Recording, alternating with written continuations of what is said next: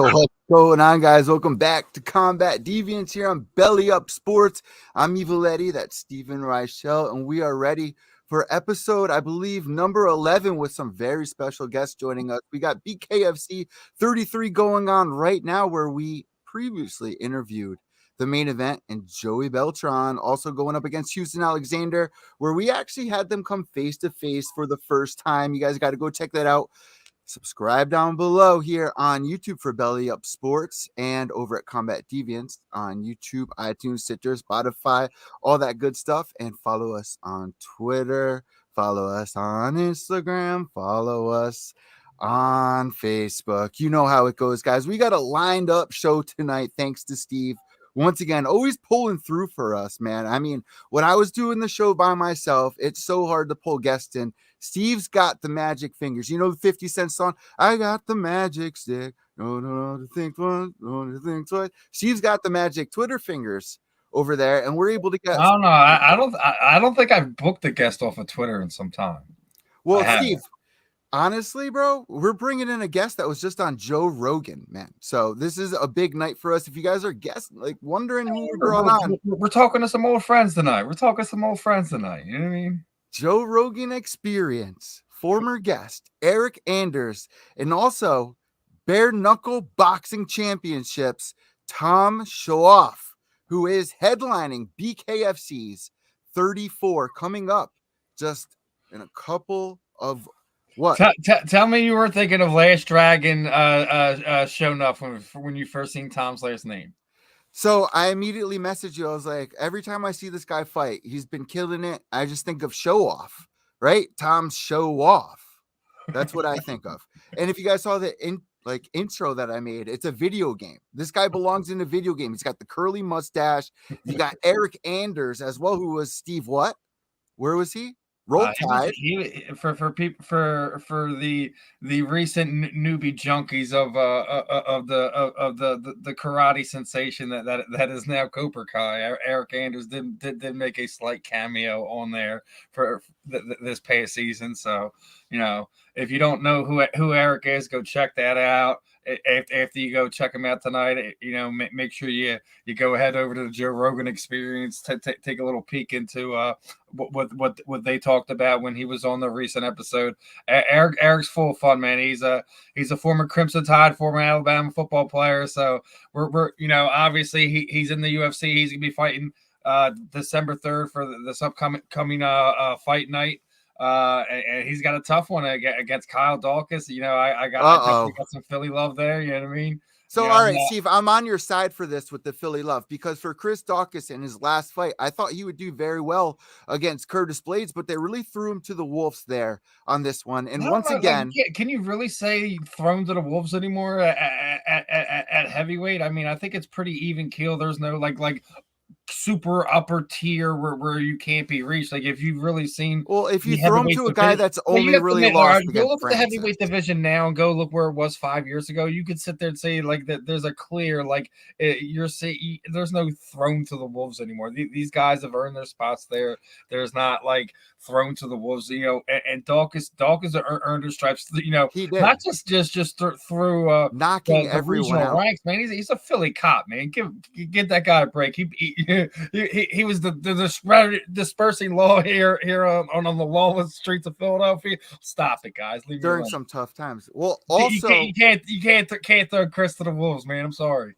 Also, I will disagree with you there. The UFC put up an amazing highlight video for Chris as well, which was amazing. But now he also has to face Eryk Anders. Now, Steve, if you know what happens, Kyle, man, this is Kyle, not Chris. This is Kyle now. This is little brother at middleweight. Oh, Kyle. Okay. All right, so I got it all mixed up. I'm mixing this all up, like the fans that's are what mixing it is, it dude. up. But you have to remember, Kyle's is one of the guys. He's been in kind of his brother's shadow almost the whole time. If you think about it. So I'm really looking forward for him to see how he does in one of these situations. Absolutely love Eryk Anders. Always got massive love for him. But this is a big this opportunity. Is a middleweight. His brother fights at heavyweight. Eryk's so much in this situation where he's always getting good fights, good matchups, good names. He's had his fair shares of ups and downs. And Kyle's kind of one of these guys. He's trying to break through that plateau to kind of get into that top tier into that middleweight division. So it's really interesting to see how everything plays out December 3rd between both Mr. Anders and Mr. Daukas. I'm really excited for that fight. It should be really fun. I've actually interviewed Eryk a couple of times. He's fought Lyoto Machida. He's fought Elias Diodoro. He's fought Diego Santos, man. He's been there, done that. Like what I said, an amazing story. I can't wait to talk to him. Almost everyone at middleweight, man. So you guys got to look forward to that. Also, BKFC 34's headliner as well coming up, Tom Shoaff. But Steve, we're just getting off a huge Gentleman of Violence will be joining us, man. The Gentleman of Violence. Yeah, I cannot wait for that one because I got some stuff to pick with them, man. I got some stuff to pick with him. I mean, real dapper gentleman right here. Look at that photo with the mustache. Yeah, he's got it going on there. But listen, last weekend we had something special go down. A new champion is now reigning. And that's not named Israel. I'm going to stop everyone right now. Stop. Mark it down right here, everyone.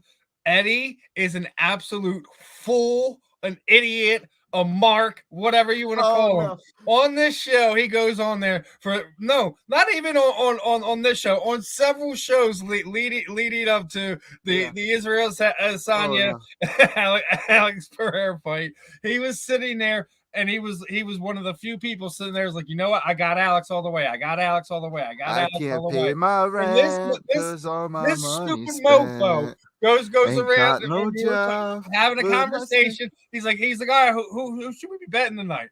I'm like, if anything, like you should go with what your gut says, man. That's where the money's at right now. Right? That. We'll go bet Alex to win this fight in the late rounds. And he does. All right, I'll do that. Goes on one of the free sites, not the betting sites, just like one of the fantasy sites, and does it there, and totally forgets to bet the fight. And what happens? Totally told you I was doing Alex it right then and there. The world with a late round stoppage, and literally I called him, and he was like crying because he didn't place the damn bet.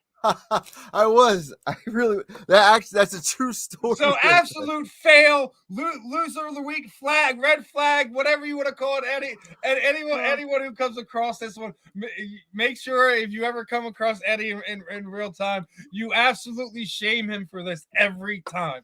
Do not ever let him forget this, fans, the world, everyone. Do not ever let Eddie forget it. See, that's another situation like with the Luke Rockhold Bisping thing, Steve. I almost bet on Bisping to win that. I went on my show. I done interviews saying Bisping's going to win this. Everyone shame me. Bisping wins it.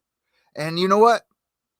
This one actually really made me sad because recently I've been getting a lot of fights correct.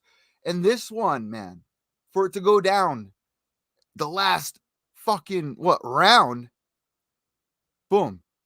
That's a huge amount of money in my pocket that I don't have.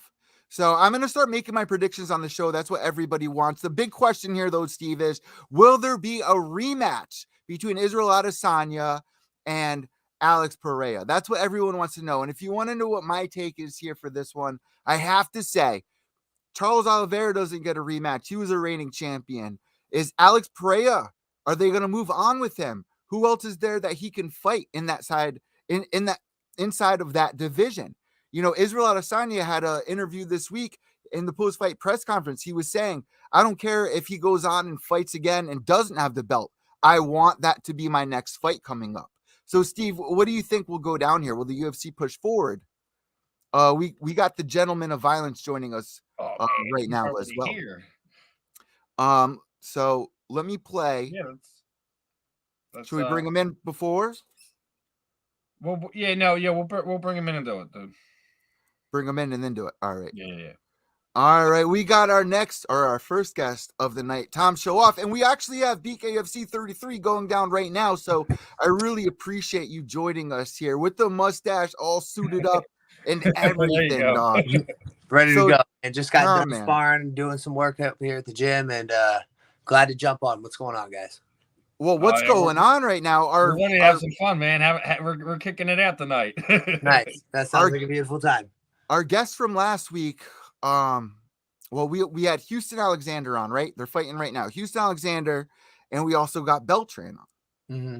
But we had him on, Tom, at the same time and they had to meet face to face. Totally you know what no, I still think that I'm going to stop you right now. I still think the funniest thing about the whole thing is Houston thinking that I was talking mad shit. that Joey's nickname was the Mexicutionator, not the Mexicutionator. I couldn't, dude. I was just letting it run. I'm like, I want to see where this goes. That's perfect. Yeah, sometimes you just gotta let people fucking swallow their tongue.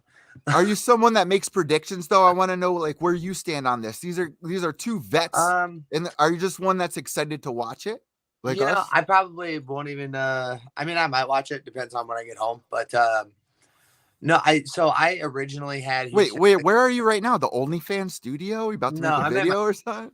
No, I'm at my gym. This is the office in my gym. Oh, so all right. Keep it nice and cozy, got to make people comfortable. But no, we they asked me about that fight a couple of days ago, and at first I got to be honest, I thought it was going to be Houston Alexander all the way, but then I saw weigh-ins, and I realized how much bigger Joey was than Houston, and I remember that who was that guy that he fought that came up from like 185 pounds. It doesn't matter. He lost the fight. Joey beat him, just smothered him. He was too big for him. So this is going to be one of those fights where hopefully Houston can catch him early and catch him quick, like he did in his last fight. Because if Joey's able to pull him into deep water, it's going to be a long night for Houston. So as far as predictions go, I'm going to assume Houston's going to catch him quick. But if that doesn't happen, then Joey by decision. So I got to say, man, for you to be in BKFC and be such a big star, everyone is so excited for you to fight. Why is it taking so long for us to see you? Because we got our boy here, Terry House. And Terry says, I wish bare knuckle fighting championship. Quick, hold it, Tom. Hostage. Yeah. None in his division can beat him. It was obvious after the last fight. Like my grandma used to say, turn them loose. How do you respond to this one here? Because we're all asking it. Yeah, I love Terry. Terry's the best, and I don't think anybody could have said it better. They kept me on the shelf for a long time, but I don't think it was necessarily intentional. I think a lot of it was I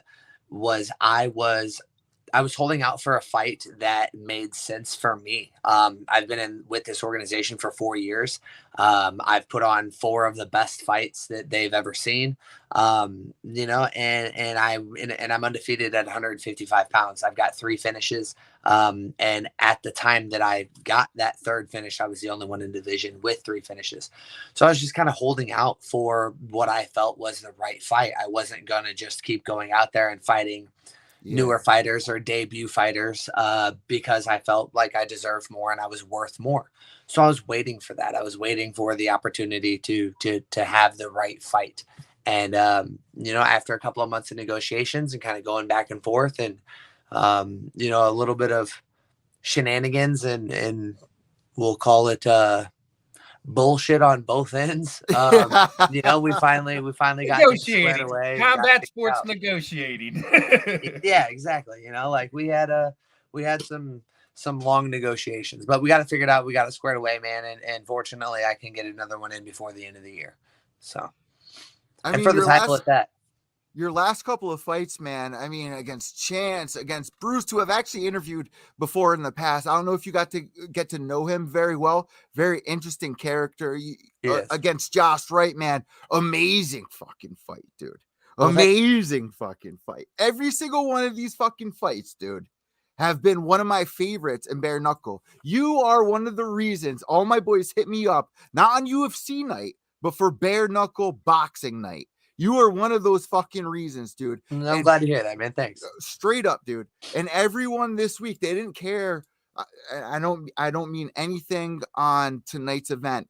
They didn't care about BKFC 33. They cared about BKFC 34 because every time you've stepped in, they've seen the fights live and then they show everyone the fucking highlights too. Dude, you have one of the best highlights everywhere on YouTube.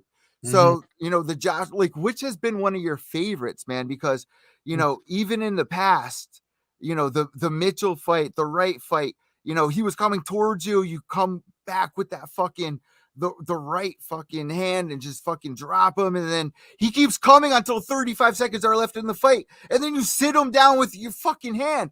It's like, dude, absolute wars that you go in, and Mhm. you're just so calm in there, and you sit people down. What has been your favorite? Because it's really hard to decide. I gotta be honest. Even though I lost the fight, I think my favorite fight was against Joe Elmore. I really enjoyed fighting Julian. That was a fun experience for me, but he was just too big. Julian he's a big, strong guy, and he wasn't 170 pounds when we got it. I mean, nobody's the weight that they weigh in at, but Julian was a lot bigger than I was going into that fight. And Joe was too, but I had some height on Joe. I had some reach on Joe. So that was a fun fight.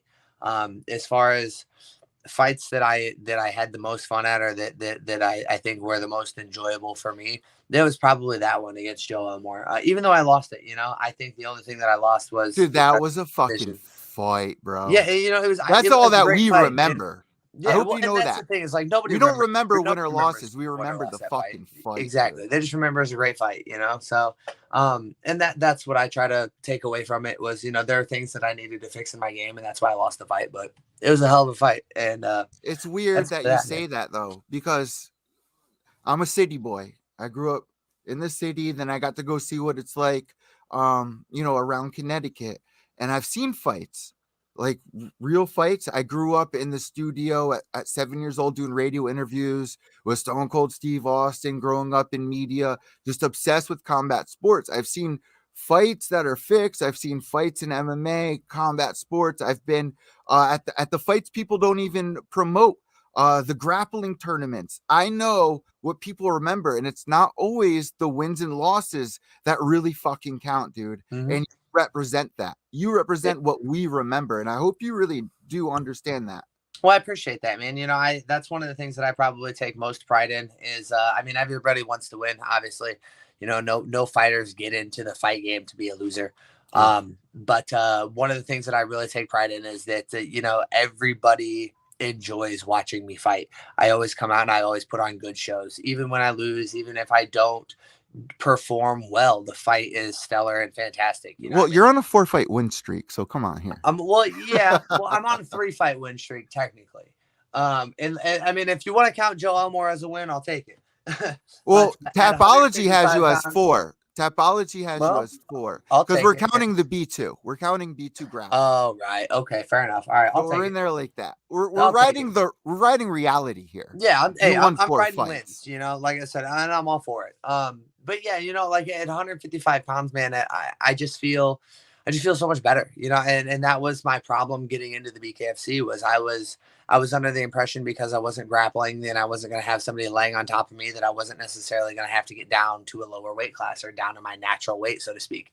And, it's proven true that I need to be down at 155 pounds. And ever since I've made that jump, it's been obvious that I belong there. I haven't had any issues as far as making weight. I haven't had any issues as far as my opponents are concerned. I've had issues getting opponents, but as far as like getting through my opponents hasn't been a problem. First fight ended in the first round, second fight, second round, third fight in the third round. My plan is to finish Luis in the fourth. So, I'm just going to keep the streak going and, go from there. And here's the thing: when and if you win that belt, I think BKFC needs to sit you and Mike Richmond down and have a nice little championship photo shoot off with the mustaches you two got. We can definitely do that, man. I'm all for that. He just people just got to keep in mind that he has a very different style mustache than I do, so this whole comparison thing can stop. I got a bow tie. He's got a whatever the fuck he's got, and we'll just fucking call it a damn day. All right. There's definitely a big difference between yours and Mike's. I would definitely say that for sure. What went into figuring out what kind of mustache you would rock? Because I'm all about style. I'm all about fashion, and I'm also all about throwing out yourself there, Eddie. I'm also about character as well. I think that's a big part in success. And I think that mustache is a big part of your character, as we see on the shirts everywhere, which I have to get to. I got to know what that green flavor is in a minute. Green cupcake. What went into the mustache? Because I'm going to get into that in a second. What went into the style of the mustache? Because your mustache is actually very difficult to grow. I've tried growing that specifically. You have to have a lot of testosterone to get it full like that? Are you taking supplements? Are you just smoking a lot of weed? What's the trick? Mainly just the weed, man. Yeah? No, so the story behind it is my buddy Eddie, Eddie Wineland, he fights for the UFC, fought for the UFC. He's retired now. He started the Mustache Mafia. He grew this out probably 7 or 8 years ago. I want to say maybe not that long ago, but it was a while ago. He grew it out, started the company a long time ago. Kind of fell off of it and then brought it back for himself right about the time I started fighting for bare knuckle. So once I started fighting for bare knuckle, he's like, look, man, he sent me the John L. Sullivan meme of him in his pajamas and like that. And he's like, look, he's like, you got to do it now. He's like, you just have to. I know you didn't want to grow a mustache before, but now you got to do it. And it just so happens that this is just how it grows, man. I don't, outside of like this, no, like honestly and truly, man, outside of doing this every now and again, like I don't pull it, I don't twist on it, I don't, this is just, you're just how that it looks, guy. man. You're so that I got really lucky. I got really fortunate. You know, and that's Eddie, really, tell me he doesn't look like he's an extra from like Gangs of New York or something. Dude, yeah, you are the butcher. Say a lot. They say Daniel Day-Lewis butcher a lot. Yeah. So I'll take it, man. That's a bad motherfucker right there. One of my favorite movies of all time. 5 fingers make a fist, bro. 5 fingers make a fist, bro. That's your slogan, bro. Why are you coming out as a fucking butcher, dog? I mean, come on. I need a taller hat. Dude, but yeah, I do love what you are coming out with and the shirts and everything to come as this guy right here all the way to this guy right here to come up with this slogan right here. A lot goes into that recipe, right? You mentioned smoking marijuana. You got this whole style going on. People like me, people like Steve totally relate to somebody like you. What went into this design? Because we are all about it. So that was actually that was my brother's Fist fight, motherfuckers. Just for the audio listeners. Yeah, that was my brother's doing. He my brother decided he wanted to make some shirts up. And the original design was really simple. It was literally just a black shirt with white letters, and it said "Fist Fight Motherfuckers" on it, and it had an outline, just a white outline of a cupcake. And we thought it was perfect. We just thought it was beautiful.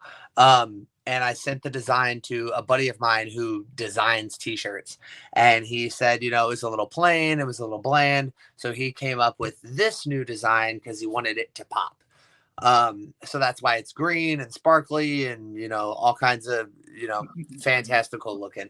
But the design idea was really just a simple idea that my brother had come up with at the spur of the moment thing. And the complexity of the design came from another buddy of mine, and it turned out to be a hit, man. People love them. They fly off the shelf every time I get them in. Where can we get that? Because I really love that. Those I order those and make those myself. So I usually buy, you know, 50 or 60 of them, and then I make a post that I've got X amount, and when they sell out, they sell out. So you just have to, you know, keep an eye out. So I guess that the green flavor is blood, right? It's got to be the taste of blood. Yeah, I mean, maybe. I'm not entirely sure. Like I said, I wasn't too involved with the design process, man. So they can just, you guys can assume whatever you want to assume about that. Here's what you got to do at the weigh-ins, bro. You got to actually make a green cupcake, and hand it to him. That's what you got to do.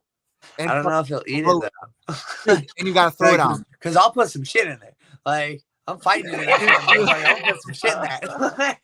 It's gonna be a fucking It's gonna be a fucking THC. You guys, the best in the world. I need every advantage I can get. You know. I got some mushrooms you can put in it from. Bro, I don't want to give him an advantage. I want to slow him down. That's so great, man. Are you into stuff like that, like psychedelics? I know that you go on like crazy hikes like this. Where is this photo taken? I pulled this from your Instagram. So that was a run that we did, actually. That wasn't even a hike. We just went for a run that day. But that's a mountain that's right not too far from me. It's only about 25 minutes from me, but it's called Mount Scott. And it starts at 1,000 feet, and at the top it's 2,500. And it's like 3.5 miles up, and it's a brutal fucking run, man. It's tough. But that's where that one's taken. But yeah, man, I live right off of the Wichita Mountains. So I go hiking and the Wichita, Kansas is like quite a bit of ways away from me. I'm right on the border of Oklahoma and Texas is where I am. But this mountain range runs right next to us. And it's Is called there the a 7 Nation army there? There's shit. There might be. Do you know what I'm getting to? I know The what white stripes. The white stripes. Yes, I'm fully aware. But there might be 7 Nations here. I'm not positive, man. but no, man, that's the mountain range that we go to, and it's a cool spot, man. Hey, bro, I'm all about the mushrooms. I'm a big fan of psychedelics, bro. I'll eat one for you. I'm gonna eat one for Tom, and good luck. Well, thanks, bro. I hope you enjoy your journey. That should be a nice little. Well, I'm a gonzo. Adventure. I'm a gonzo journalist. Okay, yeah. All right. What's that saying? What's that one? Fucking Fear and Loathing in Las Vegas. Yeah, no, but it's like tune in, drop out, something like that. I don't fucking know. But it's one of Hunter's phrases. Anywho, I'm rambling. What's going on, gentlemen? And ain't nothing wrong with that. You know, we like to have conversations out of the norm, not to just talk about the fight game, but also get to know, you know, the person behind it, the stories behind it, what brought you here, what's taking you on this journey, and where do you think this journey is going to take you? You hear a lot of athletes, and not just in combat. Oh boy, Eddie's going down that road. That's old school, bro. That's way back in the day. What happened here? What happened here, brother? What happened where? With evolution? With the panic? Yeah. Peace, love, and grub? What you talking about? I don't know. I think Eddie muted himself. What are you doing over there? Yeah, he did. I muted myself. Yeah, I didn't mute you. You muted yourself, brother. Bro. Well done. 2011 Pan IBJJF Jiu-Jitsu Championship at UCI. You gave a 3. Oh, we got Eryk in there now. You gave a 3-star review back in 2000. I gotta ask, why? I lost. He's like, I lost. Fuck them. I was like, fuck these guys. Oh man, yeah, that's all it was. Well, because coming up, we got a hater. good one for Eryk as well. He got a bad haircut at a place. I did some digging into his account, and he was so pissed. Look at this one. Literally the worst haircut I've ever had. Oh, man. No. Have you ever had a bad haircut? If I were you, bro. Of bad haircuts, man. I've had plenty of bad haircuts, but I never felt so terrible about it that I had to go on Yipe and make a review or whatever, the Yelp or whatever it is. But what if you were about to be on the UFC or BKFC? You would kind of be like, dude. I am on the BKFC, and even then, people, fuck my hair up. It is what it is, Yeah. You suck at your job. Now I know not to come back. Now, obviously, we got a lot of combat sports going on. We got BKFC going on. You got Game Bread going on. You got UFC Fight Night going on. Who do you think is going to have going to have everyone talking Sunday, Monday morning? To be honest with you, man, I'm not much of a fight fan. I know that's kind of sacrilegious coming from a professional fighter. It's not surprising, Tom. But, it isn't surprising. I talked to I've been doing this so long. I've had so many people come on here like I don't pay attention, man. I'm just in the gym. I spend time with my family. I recover. You seem like that kind of a guy too. I just focus. may get a chance to tune into like a teammates fight. Is kind of what'll get my eyes to watch combat sports. He's like, other than that, it's just in the gym, man. Yeah, man. It's not a surprising comment, bro. Yeah, so like as far as this weekend goes, I mean, I heard that Bellator had a pretty interesting show going on right now, so that should be fun. Yeah. But I think probably if I had to guess, man, probably tonight's BKFC card and then tomorrow's BYB card. Probably the talk of the combat. See, I love you, Tom. You brought the BYB too, because they what Mike is doing over there. And I think it's great. What the competition between Mike and David is not even like competing for its sake. I say what both of them are doing to grow bare knuckle boxing over the last 5, 6, 7 years. Mm-hmm. It is I think a bigger growth than we've seen in the first 10 years of Zuffa in MMA. Oh, absolutely. We couldn't ask for two better guys to be at the forefront of this charge. Mike Vasquez is a great guy. I've had the pleasure of being, in his company a handful of times, and he's been nothing but genuine and fantastic to me. He's a really nice guy, and he runs a really smooth promotion over at BYB. And I've got guys that fight, I've got guys that fight for BYB. My buddy Art Parker's fighting for him tomorrow. I went out to London to corner my buddy Brandon, some other guys, so like, I'm loyal to my company because I fight for my company, and that's the long and the short of it. I'm not trying to take money out of anybody else's pockets, and I'm certainly not going to dog another company just because I don't work for that company. They're great people that work for that company. They've got a great team. They've got a great crew, and they're doing great things, as far as they're concerned. And we're also doing great things as far as BKFC is concerned. So like I said, as far as having two guys that, the head of this, really. I mean, I think the more interesting thing about it is how close they are. The best two guys. I think that's the only thing that is really the craziest thing about it is how close, BKFC headquarters is to where BYB is. That's probably the craziest thing when you look at, like, when you look at promoting, I guess, in that sense of being. Yeah, I'm sure one, it's very difficult to cross promote. Well, I shouldn't say cross promote, but to actually, I would love in 5 years or so, after both promotion kind of really gets a good grip on not only sanctioning, throughout the United States and internationally, but both grow the roster to a point where we could see a cross promotional thing where we could see like a end of year tournament where you have X amount of weight classes that'll compete on a card, and both promotions will have that's what BKFC is doing. See who's the best bare knuckle boxing. Yeah, I think that would be cool that too. To be able to get both or even all three promotions, get BKB, get BYB, and BKFC, all under. I don't want to say the same umbrella, but to cross promotion in some way, shape, or form would be nice. But I think it's difficult for them as it stands right now because bare knuckle is only legal in something like 10 or 12 states, and that's why I was saying we have to get the sanction to a certain point together before we can even have that discussion. Yeah, it's hard to be able to run shows in areas that I haven't already been polluted by a show just a couple of weeks before, so. But again, maybe in a couple of years after everybody gets their fill, so to speak, and the rosters are built up pretty good, we might have a situation where we pull all the cards together and see who the best of the best is. Who knows? Like I said, that's something I would like to see at some 5-10 years from now, like after we. I don't even think it needs to be that long, man. Honestly, I think maybe if the divisions start to fill out and actually get their own champions, because like in the BKFC right now you've got two guys clogging up 4 divisions, and you've got another guy.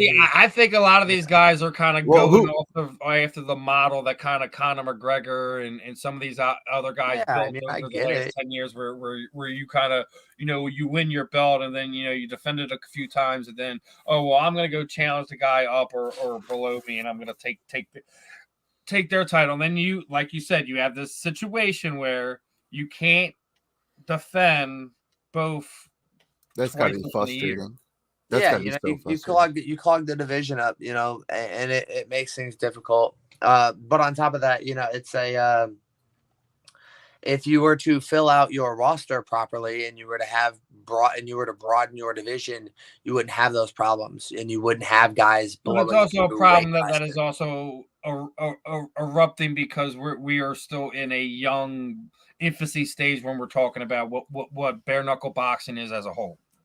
Well, yes, but I don't want to talk poorly about anybody, but a lot of it comes down to matchmaking and marketing. That's fair. Can I say something? Say something? Go ahead, brother. This week, I even messaged you, Steve. The last 4 days, every time I was on YouTube, all I saw was BKFC 33 promotions. Every ad I had was BKFC 33 promotions. Not just my computer down here because you could say the algorithm, but also upstairs on the TV for the roommates. But to another point, another side of that, Eddie, I think another thing that Tom is sitting there saying too is like, all right, we're looking at them promoting both a 50-year-old fighter and a 40-year-old. No, yeah. No, you still have guys you need to promote to build the sport. Should you be pushing them? Absolutely. They're helping you sell tickets, pay-per-views, etc. But at the same time, these guys are going to be going in less than 2 years. Yeah. As much as I love Joey, as much as I love Houston, it can't be realistic for these guys to be the long-term future for bare knuckle boxing. Regardless, if we talking BKFC, BYB, etc. We need. Yeah, I think I'm on that page. As a whole, when we're talking about building this, you need to get a hold of the younger fighters, like we had at the website divisions out. You like need the to website do it meeting. The right way. Go ahead, Eddie. Like our website meeting we had last night. We got to build everybody up. Yeah. Just because you got a 5,000 show, what about the $100,000 or the 100,000 views? What are you gonna do for the 500 view guys? It's the same kind of conversation. But to me, if I'm an outsider, could be the million view guy. But wait, if I'm an outsider and I'm like, go to Belly Up Sports for this amazing show that you're familiar with, there's going to be Chuck Liddell on, or there's going to be these familiar names that you know, I'm going to probably go over there and then I'm going to see the guys, but the promotion. The thing, like we talk, and it's not just BKFC that does it. I complain about the bigger shows that do this, because you push the other guys at the top of the card. You do these fancy, behind the scenes stuff that talks about the main event fighters, but you should also doing something behind the scenes for what one or two of the undercard fighters on top of someone else on the main call. Tom, do you think they're going to do as much promotion for you being a headliner as they did for BKFC 33? Maybe. I mean, I don't know what all promotions they did leading up to the last one. I'll tell you what, you deserve it. Well, I mean, they've sent camera crews out here before, and they've sent people to come out and chat shit with me, and they may do that again. I wouldn't be surprised. I wouldn't also be surprised if they flew me out early to do press week and stuff like that. I would expect them to, considering I'm, main eventing the card. And everybody just waits for you to fight. All my boys. And maybe that's a good thing, man. Honestly, maybe that helps kind of build it, prove my worth, so to speak. I mean, they've got all these guys. They've got some of these girls fighting on every other fight card, and they've got some of these guys taking losses on every 3 fight cards, and then you've got guys like me who people actually want to see fight, who, are stuck, fighting once every 6 months. But maybe it's just that. Maybe you can't put quality on every card, because then people come to expect it. And let's be honest, I'm part of a very small demographic as far as talent is concerned in this sport. There are very few all the time too, brother. There are very few. There's a certain level when it comes to the top level BKFC fighters. Yeah, and that's exactly it. It's like there are very few people who are on the same level as I am. There are very few people who can put on the performances that I can put on. So it's not only difficult to find like-minded individuals, but it's difficult to have people like that on every card. I understand that. I get that. But I think that if you're trying to build the most exciting fight promotion in the world, you should have the most exciting fighters in the world. And I'm that. So, put me on more often. And he's not just saying it. That's not just ego, folks. I see it in my day-to-day life. People actually asking for Tom as well, which is actually insane that you've had to wait so long for this. Yeah, it'll be 8 months between fights for this one. It was 6 months for the last one. It was 4 or 5 for the one before. I feel bad for Luis at this point in time. He's gonna get almost a year's worth of frustration laid out on him. Don't feel bad for him, man. He's earned it. He's had 7 fights, and he's been blessed in his career thus far. Well, man, I watched him fight 7 years ago live, front row. I was on press row. It was right before Justin Gaethje got signed to the UFC. I think it was 7 years ago. It was for World Series of Fighting, the rematch, Justin Gaethje versus Palomino, and Palomino went in there heavy in the first round, and then Justin Gaethje was able to come back, get it, and then get signed to the UFC. And man, it's crazy. And then Luis goes on this run in the BKFC. Yeah, man. So it's just absolutely crazy seeing BKFC. Just, how excited are you being the main event, the last fight of the night? I mean, it's cool. It's an honor in the sense of like, not everybody gets to be main event. A lot of fighters go their whole career and they don't get to main event. Let alone main event, the biggest show of the year against the pound for pound #1 fighter in the world. You know, it's a For the huge title, opportunity. yeah, man. You know, and it's I'm excited for it. But if I had it my way, man, we'd fight at noon. We'd get up, we'd have lunch. We fight at dawn. There would be no crowd, no cameras, no fucking nothing. We just meet in the hotel lobby and scrap it out. Oh, you a But- lunchroom brawler. Yeah, I mean, absolutely, man. Let's take it back to high school. Why the hell not? Exactly. Look at you. Exactly. Look at That you guy right there. Let's do that. Look at that reach. I mean, Yeah, what bro. is your reach? Bro, I've had lunch boxes for hands since I was fucking 8 years old. Get out of here with that shit. You got some big hands. What are you doing? Are you doing the DX thrash right there? Well, what's going on? I don't fucking know, man. I might have been. Shit. Who knows? How old are but- you right here? I This is think I was before the mustache. Yeah, I think I was 8 or 9 years old in that picture, man. I couldn't have been. Yeah, I you was see how living, big them hands are. Look, they're completely for real, bro. Look, yeah, disproportionate they to haven't his whole changed body much, right man. there. They're still gnarly and ugly and scary looking. Dude, that But is yeah. absolutely frightening, dude. So if Yeah. you went into you went to school going 12 o'clock, guys, 12 o'clock. Yeah, 3 o'clock. Meet me at the fucking water tower. Yeah, you better believe it. Everyone went to school shit in their pants. Guys, 12 o'clock. Fucking No, believe Tom. it or not, man, I actually got bullied quite a bit when I was younger. I spent a lot of time being on the receiving end of ass whoopings before I learned how to be a tough guy. Where did you grow up in like a rough area, or was it just everywhere is rough at that age? It doesn't matter where you fucking are. Yeah, I mean, it could have been. Kids are I mean, rough. it was psychologically rough. You know, I mean, most kids. That's the rough first fix. time in high school. You know, but no, man, I lived in a place called Geneva, Illinois, and it is as white as Switzerland. I won't dispute it, won't deny it. I think we had three I wouldn't even say black kids. I'll just say 3 kids of color, generally speaking, that went to our school. It wasn't a rough area. It wasn't an urban. I don't think that defines it like was rough just- areas. No, You know, I'm from well, the city. you're right. I mean, you could be poor and you know, white and live in a fucking rough area. I won't dispute that. I'm from the my city, point and I've is got that fucked these over were by very more white well-to-do middle-class people, and it Yeah. wasn't a low-income community in any way, shape, or form. There's no such thing as a perfect community, Tom. right? I'm not. That's not the argument that I'm getting into. No, I'm yeah, just I know. getting That's far what you're deeper trying to into it make. than Yeah. necessary. All I'm saying is that these people had money, and because these people had money, you've got a lot of fucking arrogant kids.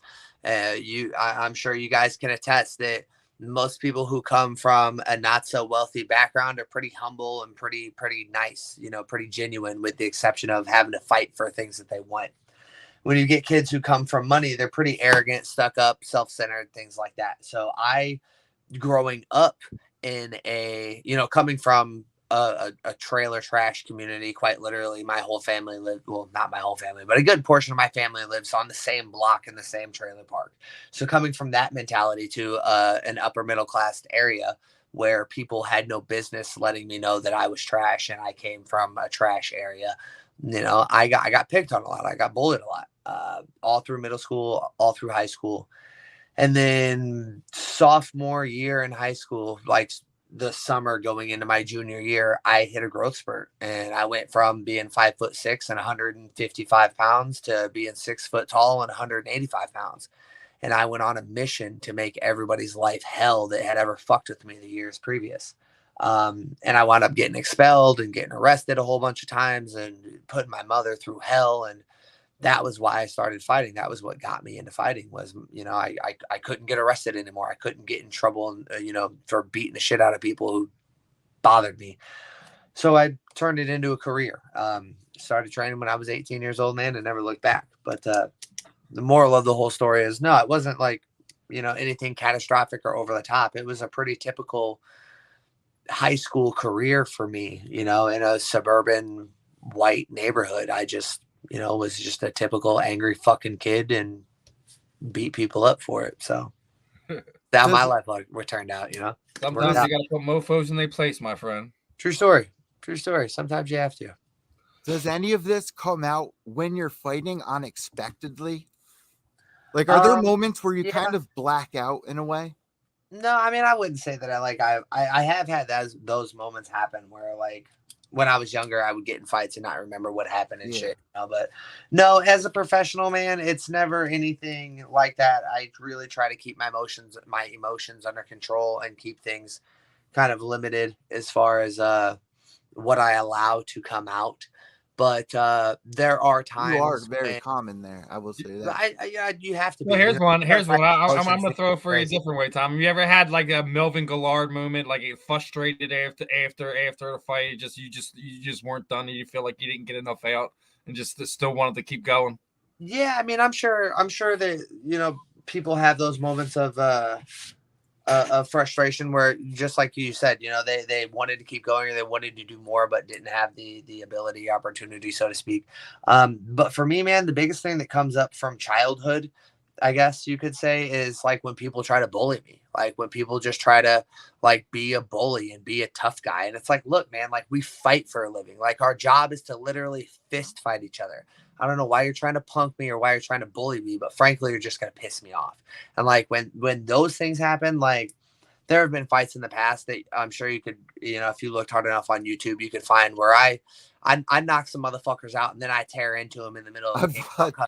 You know, it's just like, you know, you're just not going to I've seen them on YouTube, bro. Yeah, like you got some pretty ones on there. That shit, you know. So that's probably the only thing that really like comes up from childhood is usually like pre-fight bullshit. People try to be tough or try to be a bully, and it's like, look, bro, I dealt with you motherfuckers from the age of 13 to the age of 33. I still think the Julian Lane face-off one is funny because he's all acting crazy, and you're like, shoe fly. Yeah, mask off, bro. Julian was another one, man. He came out, you know, calling me a shit talker and getting in my face and, you know, trying to follow me around the hotel and shit. And it's like, look, man, do you. Like, I'm going to sit here, I'm going to smoke my cigars, I'm going to read my book, and I'm going to be me, you know? So you do whatever you got to do.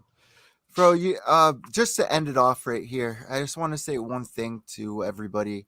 You know, over the years doing a lot of interviews, and one thing I really have come to terms with, it seems, with interviewing thousands and thousands of fighters, they're not mad at their opponents anymore. It seems like they're really mad at their promotions and organizations. They're mad at their managers, and it seems like this has really been the biggest fight out of any fighter's career.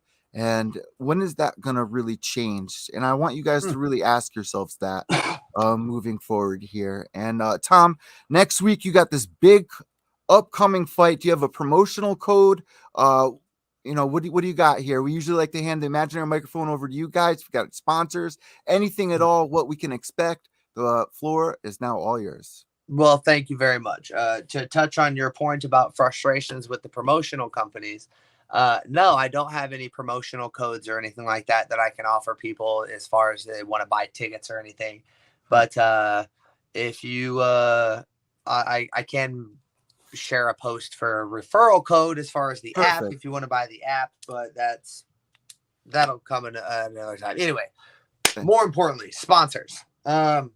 Operation Reset. They are an organization that helps with veterans who have come home from the war, not the same way that they left for the war. So that's an organization that I work with. We do a lot of martial arts training, a lot of combatives training. We do canine training, stuff like that.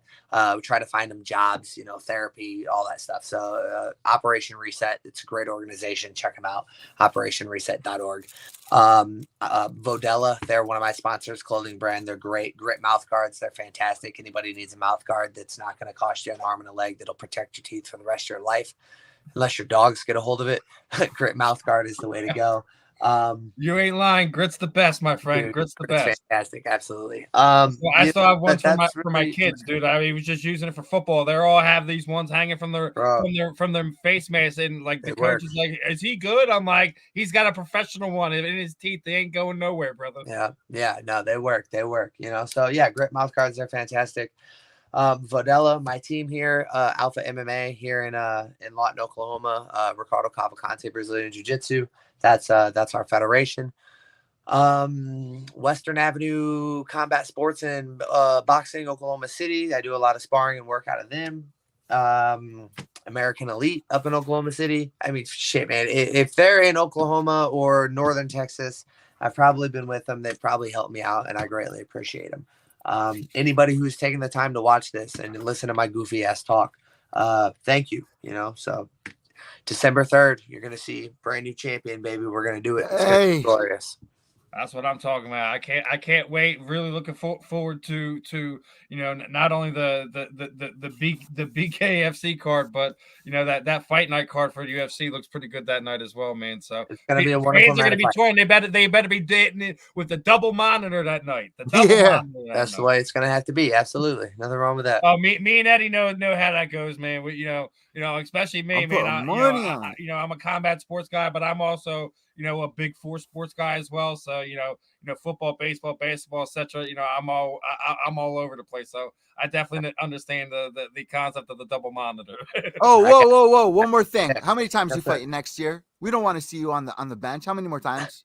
Well, he's going to be a champ, so he's definitely going to have to have some people asking to see him. Yeah. So after I win the title, I want to defend it 3 times. Yeah. Next year. I'm hoping to get 4 title defenses in. I would like to get to 7-3 technically. Be 6-0 in the division. 7-0 in the division. That's where I would like to be before I think about hanging up the gloves, so to speak, hanging up the wraps. But I want to defend 3 times next year. So hopefully I'll get 3 defenses in and go from there.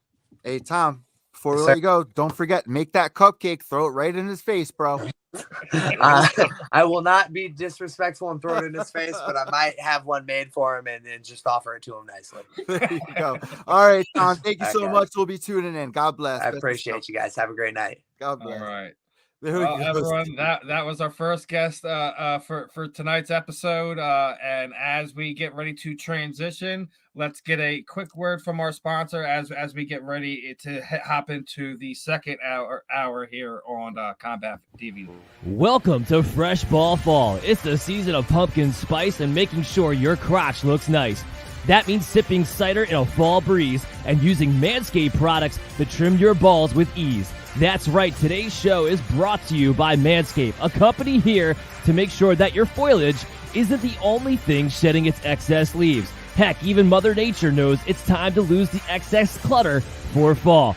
Join the 6 million men worldwide who trust Manscaped by going to manscaped.com for 20% off and free shipping when you use the promo code BellyUpFantasy. Whether you're brand new or already with us at Manscaped, you can use the crown jewel of care for your family jewels, the Platinum Package 4.0. This glorious package, you can align your entire hygiene routine all in one swoop. Inside the 10-part Platinum Package is everything you know and love about the Performance Package, plus some shower goodies included to elevate your grooming game to platinum.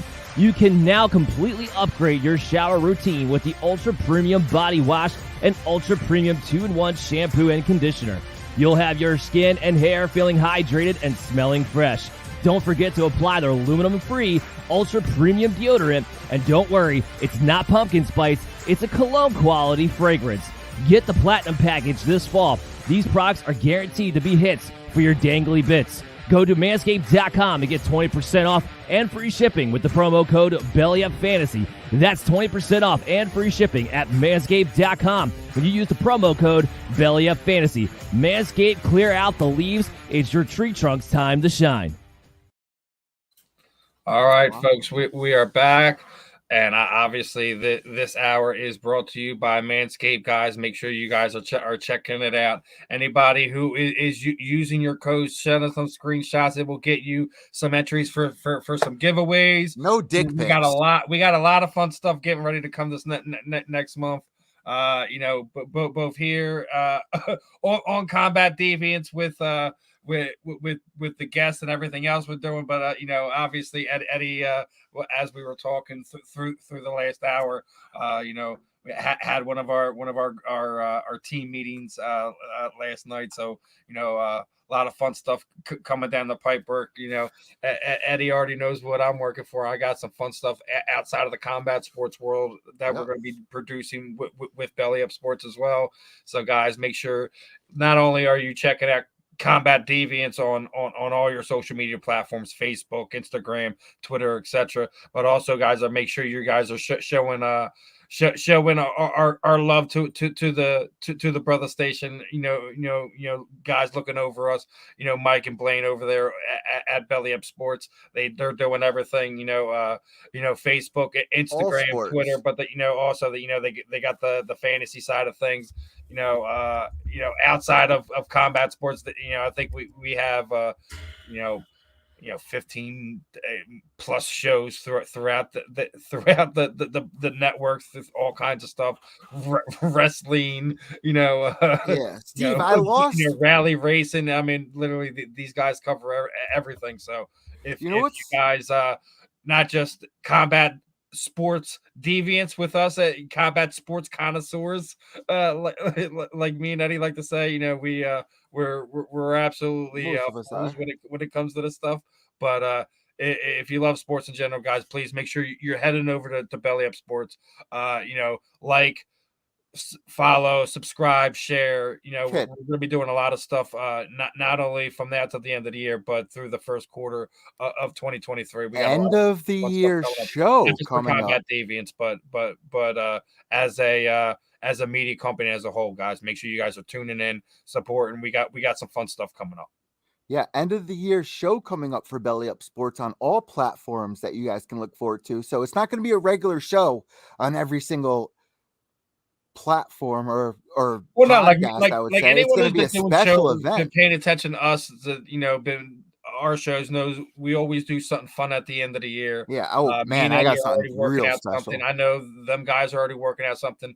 Some of the stuff that I'm working on to do, on Belly Up for the end of the year should be fun. Well, I'm going to be bringing in people from other websites. Me and Eddie did talk about this. Moving forward into 2023, we will be doing more live reaction shows to some of your favorite combat sports events. Go ahead, Eddie. You tripping already, bro? Yeah, the mushrooms kicking in. SOS. It's like someone saved me, bro. No, I did want to add this. I got something really special set up for the end of the year show. We got big websites joining us. I don't want to say who, but if you listen to MMA podcast, you got some big guests joining us for the end of the year show. I do want to talk about UFC, the last events, UFC. Actually, I want to cut you off before we talk some UFC. Dustin Poirier, obviously, Eric's running a little late. We'll do. Well, I wanted to get into this. When it comes to it, I didn't even know he was late, but either way, I got some news updates. No, what? We got to talk AJ, brother. Your balls are spicy. I know that, but that just because I just had to put the ball toner on. Told you, Kimberly's not happy with them.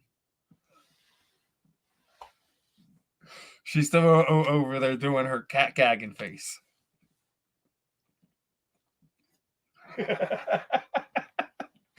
Oh, guys, we're a barrel of laughs over here, but on a serious side of notes, 2022 has not been fair to the combat sports community.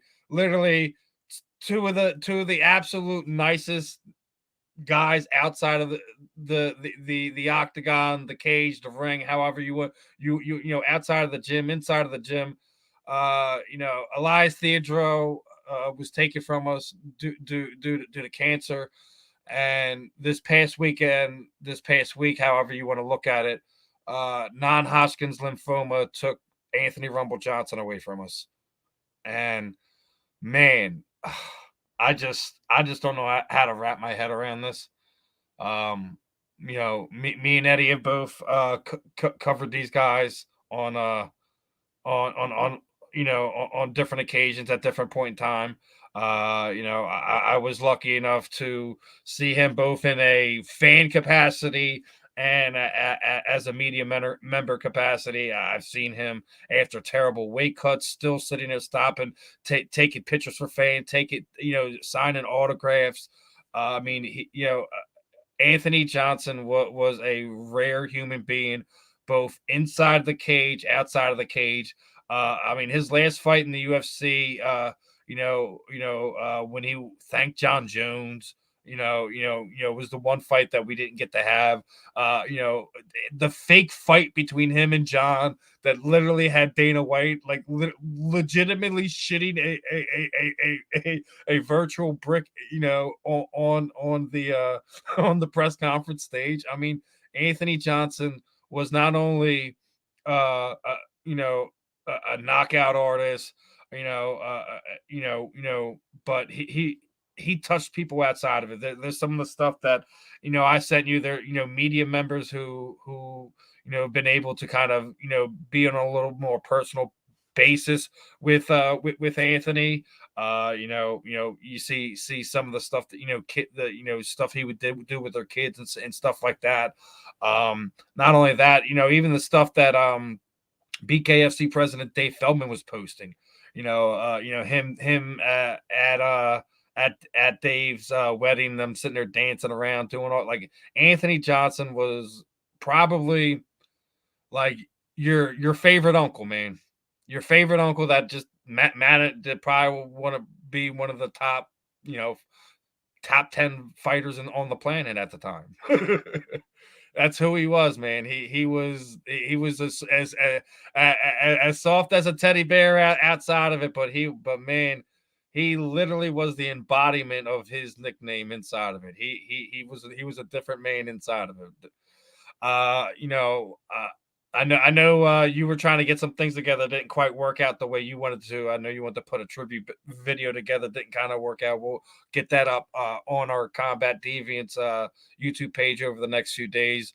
What are some of your fondest memories of AJ? I mean, I know I've been blabbing along a few minutes about it, but I mean, again, I was lucky enough to meet him, right around I think it was UFC 101. He was walking around with Punk Ass and Scrape, to tap out dudes, signing autographs, just being a goofball. And then, I was also fortunate to see him at World Series of Fighting 2 with his amazing fight with Andrei Arlovski. So like it was just you're in one of these rare situations, and it's you gotta find the rareness. Your mic isn't connected, bro. Why did it get mute again? There you go. Maybe when I just seen the thing on, I tried to unmute it, it said can't, it's not connected. I'm like, oh man, one of my favorite memories. It's got to be one of the last memories of it all, because it's a real conspiracy theory, and I love conspiracy theories. When Rumble Johnson went in there against DC for the second time, we were all saying, well, the first fight he tapped out, and he was beating DC. He dropped DC, if you remember. He dropped DC, and then he went in there, and then DC, he didn't even, it was like a Chael Sonnen and Anderson Silva moment, and Rumble taps, right? So he goes in there, he says, it's not going to happen again. Well, it fucking happened again. Now, for his retirement, Steve, if you guys remember, you can go back and watch this fight. Rumble Johnson's in there taking his gloves off. His team, during his retirement, leaves while Rumble Johnson is still inside there giving his retirement speech. There was something that happened there that no one has ever found out when he was giving his retirement speech between him and his team. So a lot of people say that he did it on purpose. A lot of people say that something happened between him and his team, that he didn't want to win that fight, that he was already checking out. It was one of the weirdest situations inside mixed martial arts, because leading up to that moment, Steve, he was on a 5-fight winning streak. And then, he fought so hard to get that rematch back. He's gone back and forth through weight divisions, cutting down, missing weight multiple times. And now he's finally got his glory shot and he misses weight. It was very upsetting to see, and we still had no answers for it. That was one of the weirdest situations. Rumble Johnson going in there, really crazy, seeing him and John Jones stand face to face, never get that match, and then freak Dana White out. So like you said before, even though he was a monster, he was still lighthearted. He even had some situation with the NFL as well. I don't know if you remember. He was trying to work with the NFL when he was in retirement. And then there was some BKFC talk. I don't know if you Yeah, that's why he was with them. But I think that's probably around the time he was getting sick and because they fake announced it.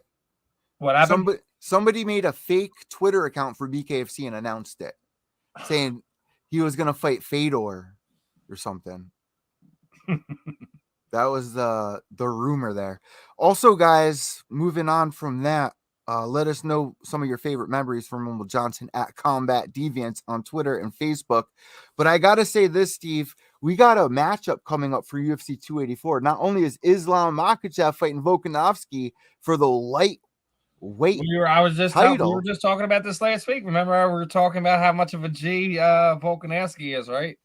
Such a G. I'm too fast for him, he says, against Max Holloway. Shut Max Holloway out, bro. We got Whitaker versus Costa on here now. Whitaker versus Costa. This is an insane match. And I just watched. So, all right. So the Whitaker versus Costa. So what does that tell you, bro? If they just announced that, right? So you're answering your own question you were about to ask me beforehand. You answered your own question. They already know what that means. What do you want? We're good. We're getting Izzy and Peralta again, and as it should. There should be. If you're the reigning champion and you've been a long time reigning champion and you're winning the fight, not a back and forth fight, you're winning the fight on all the judges' scorecard going into the last round and you get stopped. There's no reason why we don't see Leo and Usman go at it again, and there's no reason why we shouldn't see these two go at it again. Man, Sean Strickland is just sitting back going, I want my rematch. That's what he's saying, bro. Sean Strickland is sitting there pissed the fuck off, bro. He's like, bro, I'm 25-3. I don't get my rematch. This motherfucker's 5-1. What the fuck? Now he's 6-1, bro. He's got 7 fights in MMA. You better fucking run that back for Israel Adesanya. You better run that fucking fight back, because how far is he going to get when a real fucking wrestler gets in there, Steve? When a real wrestler that one. How is he going to do against Costa? How will Alex do against Costa? Not fucking well, bro. He better hope he goes in there. I mean, Izzy attempted his first takedown in the UFC against this dude. So what does that tell you? What does that tell you? Exactly. It says everything, bro. Somebody coming from City Kickboxing. Paulo Costa's gonna do. Paulo Costa's he's gonna be on him like a freaking Brazilian spider, man. Bro, somebody that came from City Kickboxing threw a takedown on you. I mean, what about Jared Cannonier? When Jared Cannonier gets in there, what about Marvin Vittori? What about Derek Brunson getting in there? You know, like you got all these guys. You got Paulo Costa. What about, Kelvin Gastelum? How would he do against Kelvin Gastelum? That would be an interesting fight. I'd say his easiest fight would be Izzy. What do you have to say to that?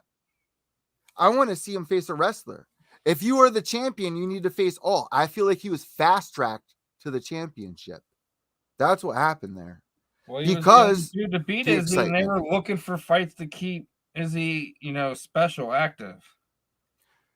Well, what about Cannonier? What about Brunson? These are wrestlers. They're going to keep him away from those motherfuckers. That's what's going to happen. They're going to rebook this fight against Izzy. You're 100% right on that. And nothing else makes sense, man. There's nothing else that should even be discussed. Well, here's what's being discussed, Steve. KC, our boy KC, Khamzat Chimaev is saying, Alex, come against me. He's saying an early call out. He's saying Alex's size going up against him. No, boring you? You don't want that fight. I mean, dude, is that going to be the thing now? Like because Alex got the fight that we're just going to see. You're saying the ref. It's on the ref. You're with everyone else saying that, the ref called it too soon. No, why would I sit there and say that? That's what everyone's saying. The ref called it too soon. Motherfuckers, he was looking down. Dude, he was knocked out. Am I one for making excuses? Never. No, I already told you, man. Like you get in a fight like that, Izzy, you know you're fighting a guy that's already beaten you in that way. Should have never even. As soon as you started getting cracked like that, tell me why are you desperately trying to get that dude on his back? He got cocky in that fight, bro. Did you not see signs of Anderson Silva in there in the late 5th round? I mean, like I hear you, but backing up against I the don't think cage. Well, I guess we'll see what happens the next time. That's what everyone said what happened with Juliana Pena and Amanda Nunes the first time, and then Amanda goes back out the second time, and plays with her and has a dominant decision win. So we'll see if that one gets a chance to run back. I think that's a legitimate trilogy that Amanda should entertain before walking away. I think Amanda would destroy her again. Even if so, but then it's an emphatic that she isn't the GOAT, and people need to leave Amanda alone and let her walk off into the sunset, because at that point in time there is no one left to sit there and say that they're better than Amanda Nunes. Well, here's what I'm saying: 23 minutes, Israel Adesanya was winning that fight. 23 minutes. You gotta throw for the rematch. I think you're right on that. But that's what I'm saying. Like if you're a title holder and I'm going to take a shot to that. You get knocked out in the first minute. Yeah. Like you get knocked with Charles. Then you need to go. Yeah, like Charles. But choked out. But when you get one of these situations when you're winning more than 95% of the fight, it hurts. It hurts. Israel deserves it. And Israel even said, I will take it. If he wants to fight somebody else and loses the belt, I still want that fight. So what does that say to you, Steve? That's something that really bothers him, that he needs to win that fight. This is a Misha Tate He's moment. One of the few world champions you see they have on video sitting there in between rounds telling himself that he's ready to die. Okay? What world champion in any combat sports do you have sit there on video in between rounds talking to himself, sitting there saying, I'm ready to die? Steve, I love that right there. I'm taking a shot to that. I mean, come on. I mean, Izzy's a different dude. Like, yeah, I know. Like, people aren't who else says I'm fucking ready to die? I agree. Like, he may be not quite on the level of Anderson Silva on certain levels, but Anderson Silva is not on quite on some of the levels that Israel is. Stop trying to compare everyone to someone in our combat sports past. We are still too young of a sport to play that game.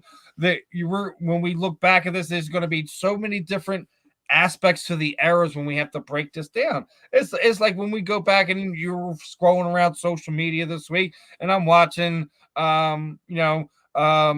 Miss Shields, the I'm the best in the world. The self-proclaimed women's boxing GOAT basically put herself in the top 3 all time with Floyd Mayweather and Muhammad Ali as far as boxing greatness goes. Sit on it, bitch. Get humble. Sit I down. Love her to death. Be humble. I think she's in an era in boxing where she can't really say that about herself because the quality of opponents that so many different other people. Era of boxing where Jake Paul is the best in the world. Wait, what? You're in an era of boxing where people will say Jake Paul's the best in the world. So sit down. Okay, I got you. Like where does that really go? How many boxers did he fought? Please tell me. None. Okay. None. So that doesn't make him the best boxer. Which makes Clarissa not the best boxer in the world either. The best old man beater of MMA fighters. That's what we say in the hood. You got robbed by an old man. Come on, man. Come on, man. So you're saying Clarissa on this one? She's just riding. Clarissa, I guess somebody had answered the question. Like, I guess her top. Obviously this is the list that's been going around. Everyone has, their goats. We were sitting there saying, your Mount Rushmore of combat sports. Everyone paints the picture. So everyone hate. Obviously we destroyed Daniel Cormier over his list a few weeks ago. for legitimate reasons because he's homering For out, legitimate. putting Khabib very high up on that list. Very high. Was he in the hot tub with him too? No, maybe that's why he had. Yeah, instead of the Mount Rushmore, the Khabib's hot tub DC's list. got to pay it back, man. You know, if Khabib gives him some time in the hot tub. I mean, I don't know. I might have put him on. He wasn't listening to Mount Rushmore. He was listening to the hot tub list. That's what he's listening. He must have been going in the hot tub time machine with the list he came out with or something, man. I don't know. I don't know. Listen, I know it's DC's list, man, but he did homer out on it. That's all I gotta say. You can say what you want. PC. Getting back to what Clarissa was sitting there saying, her top 3 boxing is Floyd, Ali, and herself. Yeah, I'm sorry, you got Rocky Marciano, you got Sugar Ray Robinson. I mean, you got Roy Jones Jr. I mean, there's some names on that list that I Mike have Tyson? to put before you.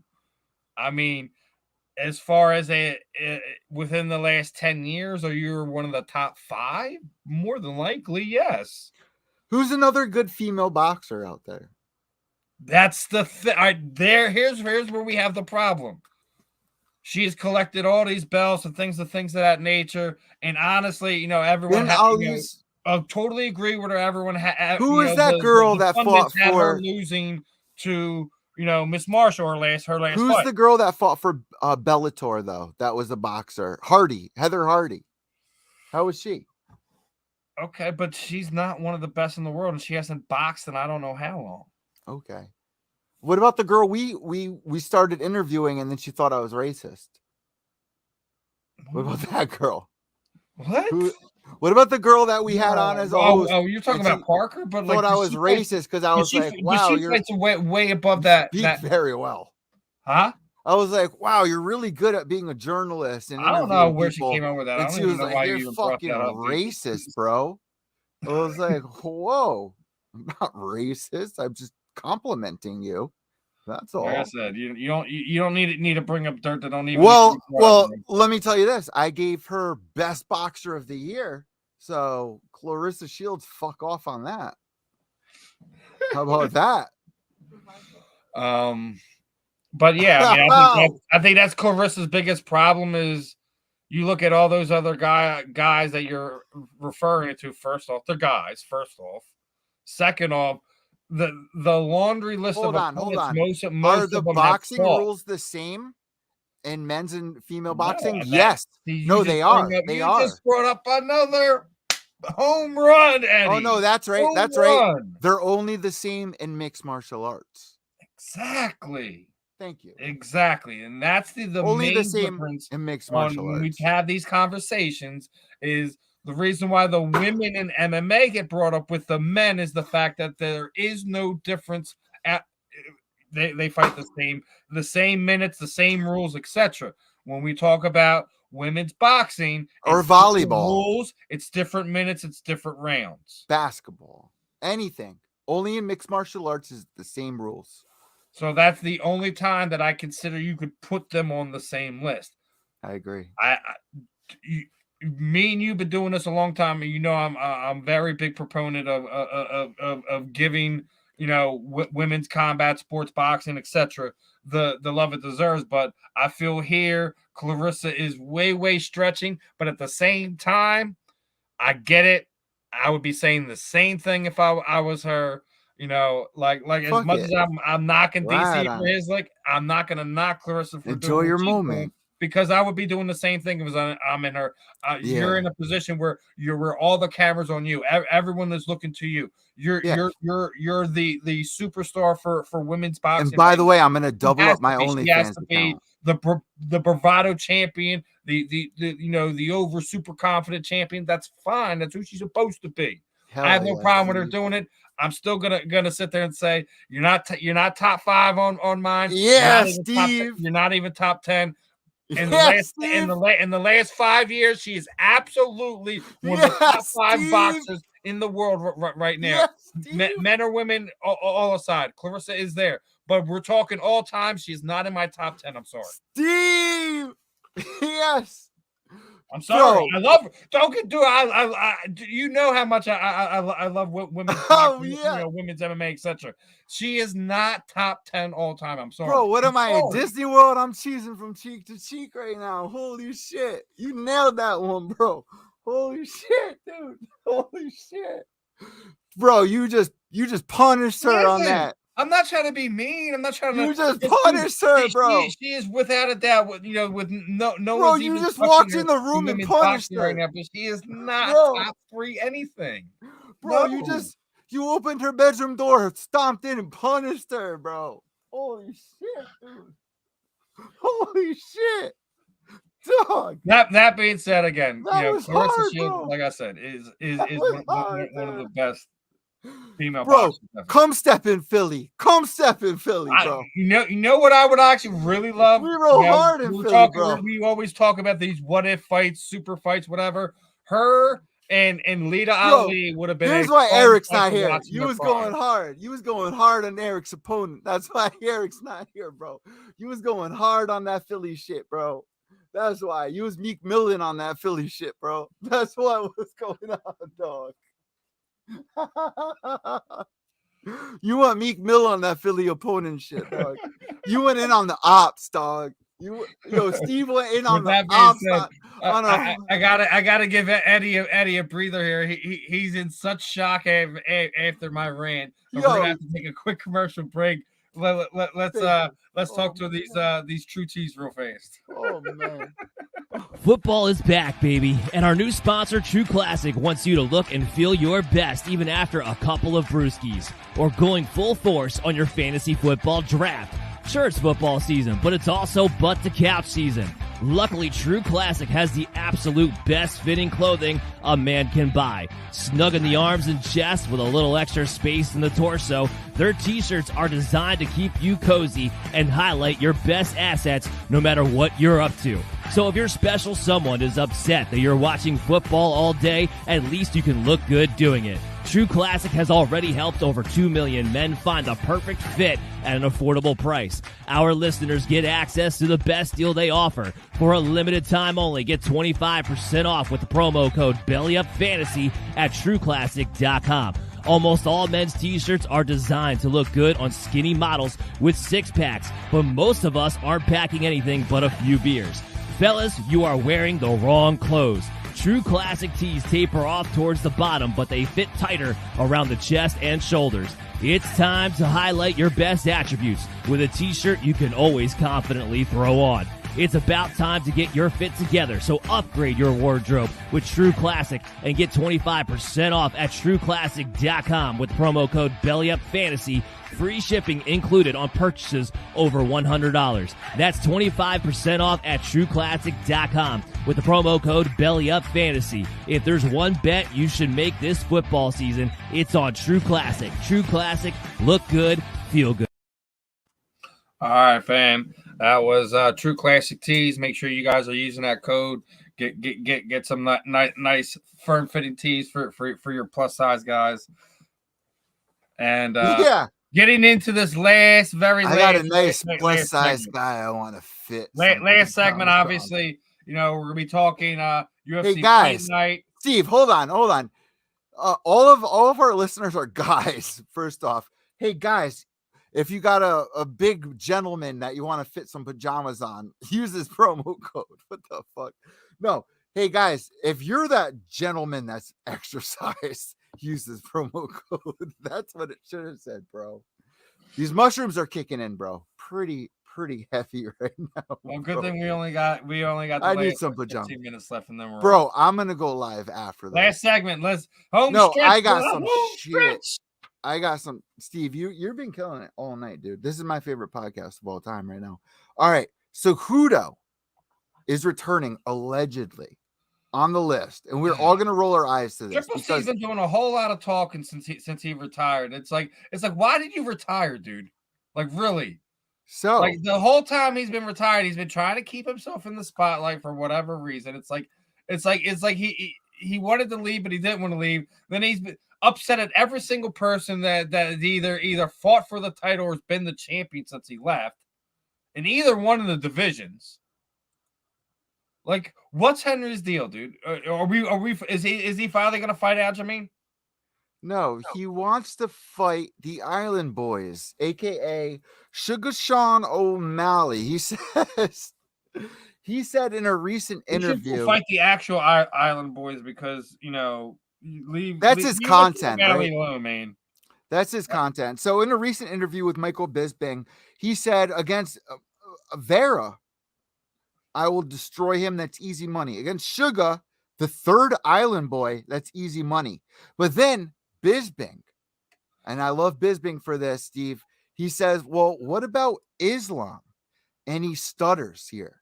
He freaks out and says, well, that's not my division. I'm really focusing on this. And Bisping comes back with saying, well, Volkanovski's going to be fighting for that.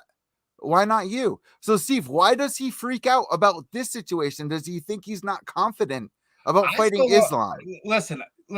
These are two wrestlers. He is a two grapplers, very high level wrestler, right? Thank you.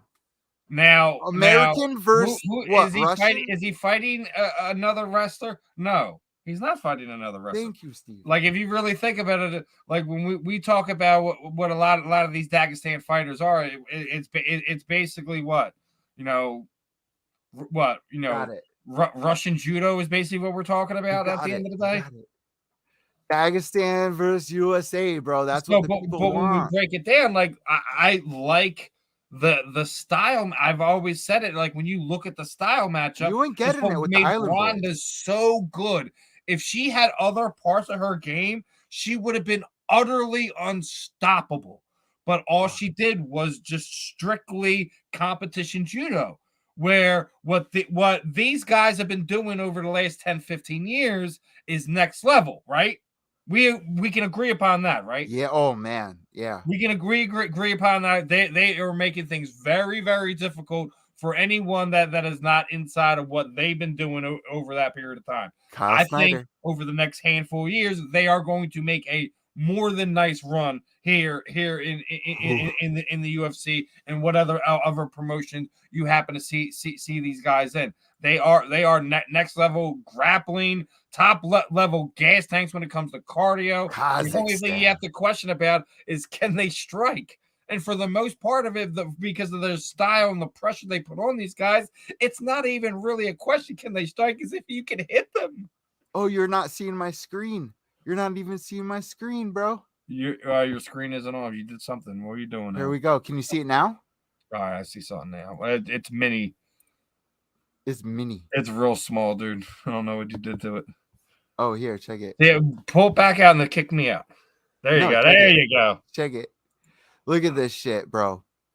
Look at these guys. We got people like Kyle Snyder. Saying. So we're talking about Henry Cejudo, who's a world-class wrestler, but like what these guys have been doing over in Dagestan and Russia, like I already said, like what they're doing is next level. It's what the Khabibs of the world have been doing. Like, you see what they've been able to accomplish. And listen, man, like, I think it's going to be really close, man. You don't how many world-class wrestlers you see in the UFC right now?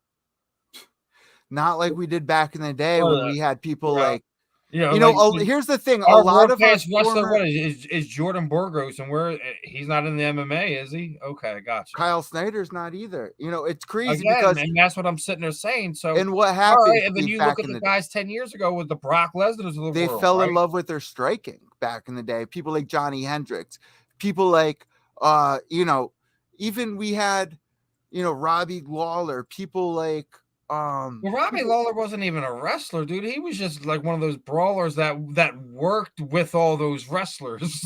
A lot of these guys fell in love with their striking over the years, and it's Tyron Woodley. That's who I was going for. I said, me and you already talked about this. If after that loss that Ronda Rousey was completely take some time away, take a year and a half off, and somebody just left her with 3 or 4 elite level female boxers, and just left them all on a deserted island for a year and a half, and said, we're just drop supplies off for food and everything else, and not let her leave that island for 2 years until she became a boxer. And then imagine that person going back out there. I'm just sitting there saying, because the level her grappling and her judo was, no one was even near it. Have we even seen a female grappler to that point? I mean, go we've in seen there a and couple. finish fights in 11 seconds and shit like that. Look, But I type who's in on that best level? Dagestan wrestlers. Yeah, we definitely have to talk Ben about Askren. Aaron Blanchfield from this past week from the pay-per-view, where we were talking about the dethroning of the champion. We've seen Carla Esparza take her first L. Big shout out to our boy Andre Petrovsky, keeping the undefeated streak going. But her submission win over Molly Meatball was flawless, brother. Look at that. Flawless. Molly did not expect that coming, man. I mean, a beautiful fucking look at that. Molly had no idea that was coming. Did you expect that was coming, it's Steve? Fair to say that now what an upset, bro. Aaron and our previous guest from a few weeks ago, Miss Miranda Maverick next, correct? Yes. That you has saw to be that. Fight, right? You saw that, right? Miranda Maverick going in against Molly has to be set up. You can't pull that away from me at this point. Well, no, she's winning. Molly ain't getting that fight now. It should be Aaron. It should be Aaron and Miss Maverick, dude. Come on, See, get out if of I'm here. the manager, though, I want an easier fight. And if I'm also Molly's manager, I would take that. I guarantee you, Lamont is not taking that. After he's seen that fight, he was like, "Give me Blanchfield." I think it would be a better time to set up Molly versus Maverick, man. Because now Molly has something to shoulders for a few weeks. She'll be all right. Molly has something to prove, and Maverick is on a rampage. She has to climb back up the rankings. She got knocked down. This is a misfit kind of thing. She's below where Miranda is right now. Oh, Miranda's on a misfit tear then. I had to do that. I had to do it. She's too good now, Steve. She's too good now. That's so evil. Evil Eddie, everybody. Evil Eddie. Yeah. Don't mind evil. All right, I got another one. Derek Lewis has been banned from Instagram, Steve. Why? His balls what does it take? Yeah, balls too hot. Sponsored from his balls were too hot, right? Sponsored from Manscaped right there. That was my segue. Was he being too saucy with his Manscaped ads? Too spicy balls. Yeah, that was my segue earlier. But Steve, I've been banned before, right? I got banned from Instagram. I got banned from Facebook. I lost about 8,000 followers on my Instagram, right? Because of the repost app. This was about 2017. I remember that, dude. People used to get so mad at me. It's so, like, yo, your Facebook, man, it's driving me nuts. Dude, it's insane because follow me. I don't know what to tell you. Instagram, they took away my Instagram. I had about 8,000 followers. All my work, all my hard dedication taken away. But Lewis, he's posting like actual violent things. What I was posting was from the repost app, from other accounts to promote other accounts. So say, for instance, from Belly Up, I would repost something and they would be like, oh, this is copyright. This is my post. I would get in trouble for it instead of them realizing, oh, I'm promoting you. Do you get what I'm saying? So in this case, Derek Lewis has been posting some violent shit and gets banned from Instagram. Now, Derek Lewis is one of the fan favorites for social media. He's been nominated for fan favorite social media accounts as well. Have you been a fan of Derek Lewis' social media? I'm sure you have. Does this make an impact on his career now that he's at the dead end of it, especially if he loses the fourth fight on his contract here, Steve? Well, Derek absolutely looks in way, way better shape for this fight. We can honestly say that. Obviously, the MMA gods have not been fair to Derek. We were talking right before this recent losing streak he was on about, he was getting real close to getting to a title fight, and the MMA gods just, what, let's, Yeah. drop 2 lightning bolts down Non-stop. on him, and he's on a losing streak. Just like kind of what's happened to Joey Beltran, leading up to his main event fight tonight with Houston. He was, I think, his run when he first got to BKFC, I think he was like on a 5-fight winning streak before he took his first loss. Then bang, couple in a row. Rough time for Mr. Beltran. So it's rough when that happens. We know how it goes in the combat sports world. You can be riding high as high, and then next thing you know, bang! The MMA world just says, "Yeah, that's enough of that for you." It just happens. Like Chuck Liddell's run. He was riding the highs of highs, and next thing you know, out of nowhere. UFC buys Pride FC. They give him Rampage Jackson, and it's all over. No one even remember Chuck Liddell existed.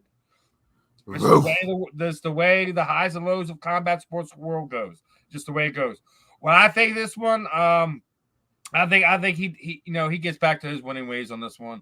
Maybe first, maybe second round stoppage. Not to take anything away from Spivac at all. It's just Derek Lewis is just one of those, as Thompson, they take some rare individuals. Well, just Derek Lewis is just one of them rare men. He probably has to be the legitimate, like, not even gatekeeper, because gatekeeper's kind of like the top 10. Dude, he beat Francis. Like, he's a legitimate contender keeper. If you can beat Derek Lewis, you can fight for a title. I agree.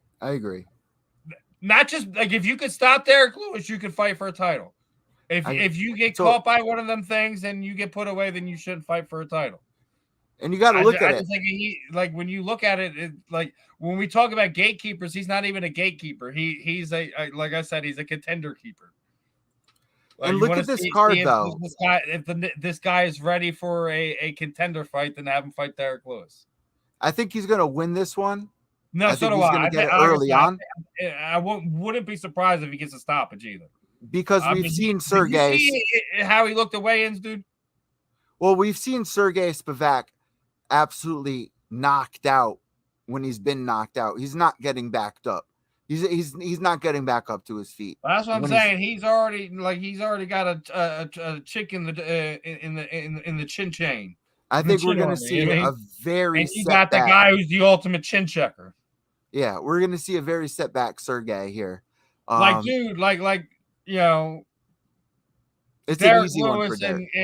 and Shields Shields.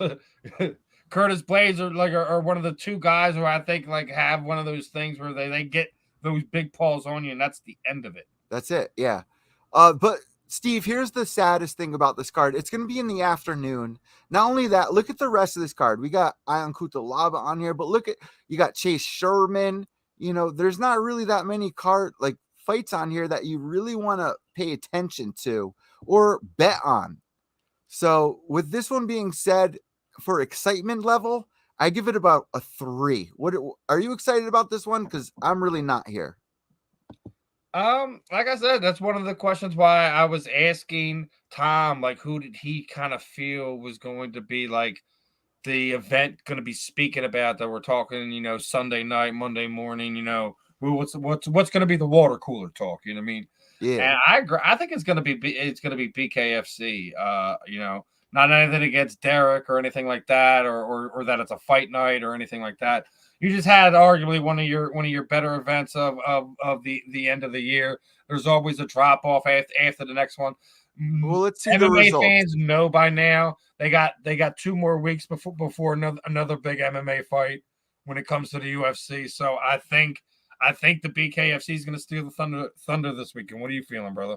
I don't know. Let's look at the results live right now on Google or Tapology. I know they started off with a big knockout. I know that's for sure. Well, just to let everybody know, our former guest here, Audra Cummings, lost in the fight. Me and Steve were watching prior to this fight, prior to going live here on the show. Yeah, man. And Audra obviously could not find her footing, it seemed like, setting back. Oh, listen, amazing person.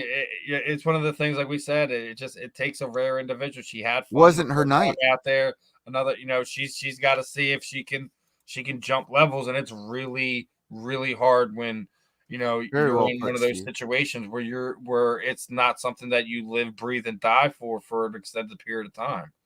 She has a Very- lot of catching up to do. It's one of these things where like it's not something you can learn on the job. You know what I mean? Where MMA, like there's like you can hide in aspects where you had deficiencies if you've turned pro a lot earlier than you were supposed to compared to where it is where BKFC or bare knuckle boxing is right now. However, her opponent was also a doctor, so you can also take that back with She that. was cutting her up with precision, man. That's all I gotta say. Audrey knows I love her, and one of the few fighting, times where you get messages after an interview. Yeah, she was such a definitely looking forward to having her back on in the future. Hopefully, she gets home, nothing major, and she can get back to training fairly shortly. Enjoy the holidays with her family, etc. And hopefully, maybe we'll get her involved with that end of the year show. Like I said, we got a lot of fun stuff playing.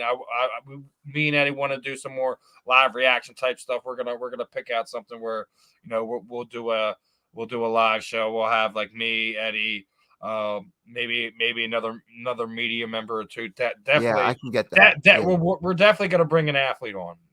So check this out. We got on this card. For Tapology, they're not updating it like they're giving love to the other cards that they pay these people so well for. I wonder what's going on at Tapology to not update. It just seems like there's a lot of lazy people out there, Steve. I would love the opportunity. Listen, we've seen it all the time doing these Very things. sad. Sure Dog used to be the place to go to. The place. They blocked me, by the way. Then 6-7 years ago, they're like, oh, Sure Dog's done. Especially when Jeff sold the company, and it really wasn't Jeff Sherwood, bro. Jeff Sherwood.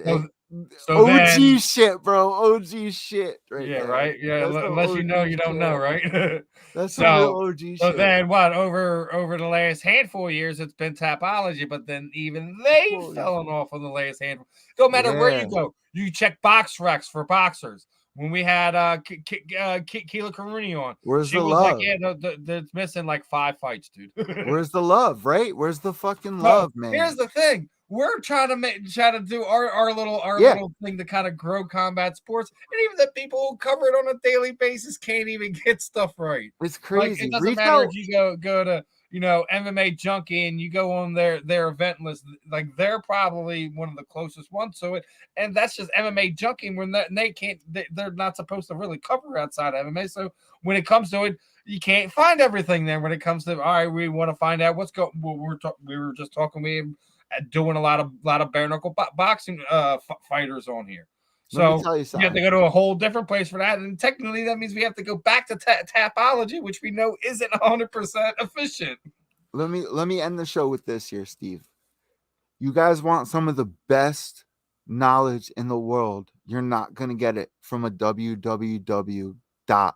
You're going to get it organically going to a place like Reddit. You're going to find the best journalists in the world who don't consider themselves journalists. You're going to find some of the best podcasters in the world who don't realize that they're journalists.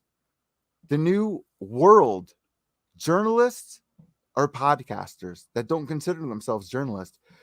The best journalists in the world are on Reddit organically. You're not going to find them at these big organizations like Bloody Elbow. Go to Reddit. Go to Twitter, go to Instagram, go to Facebook.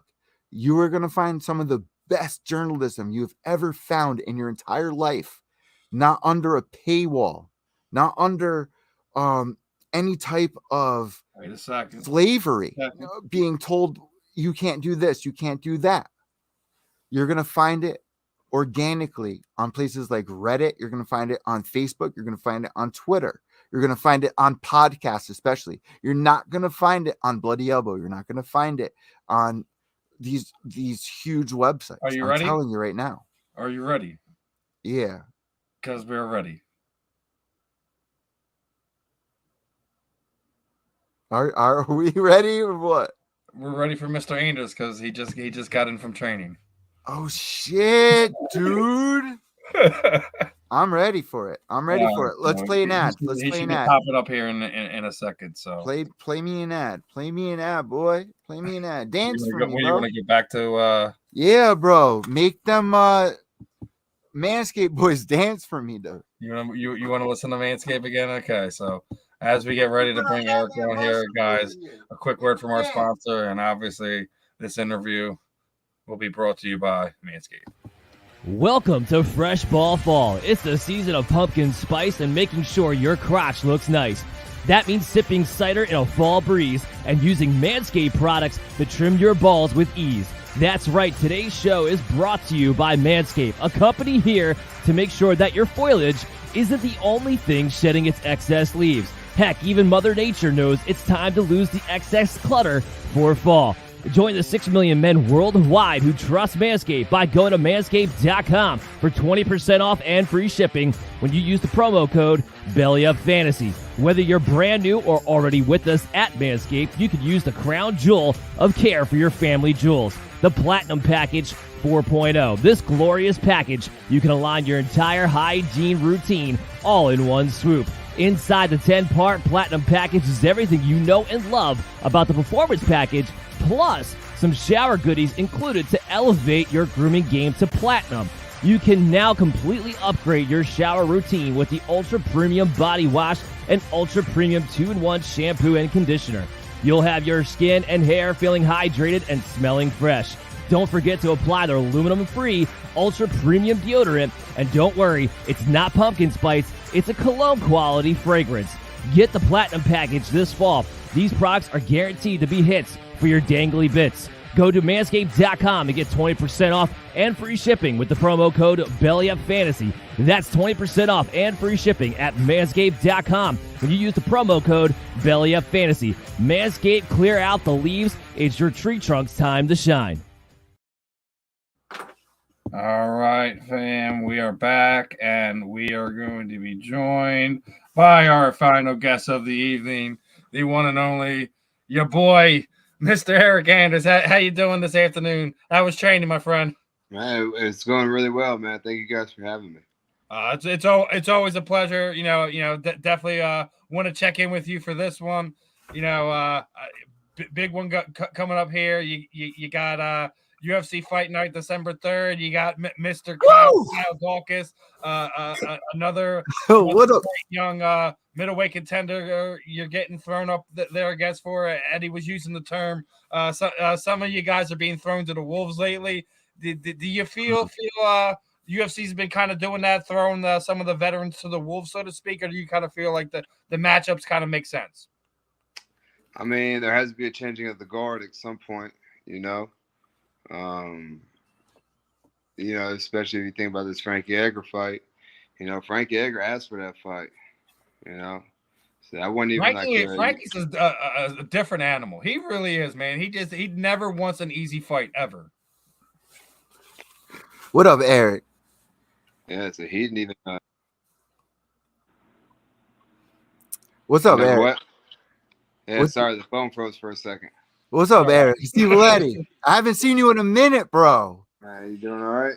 I'm doing good, bro. I texted you when you got in the fucking chainsaw accident, dude. You're like, bro, it's not a thing. I texted you and you were like, dude, I'm chilling, dude.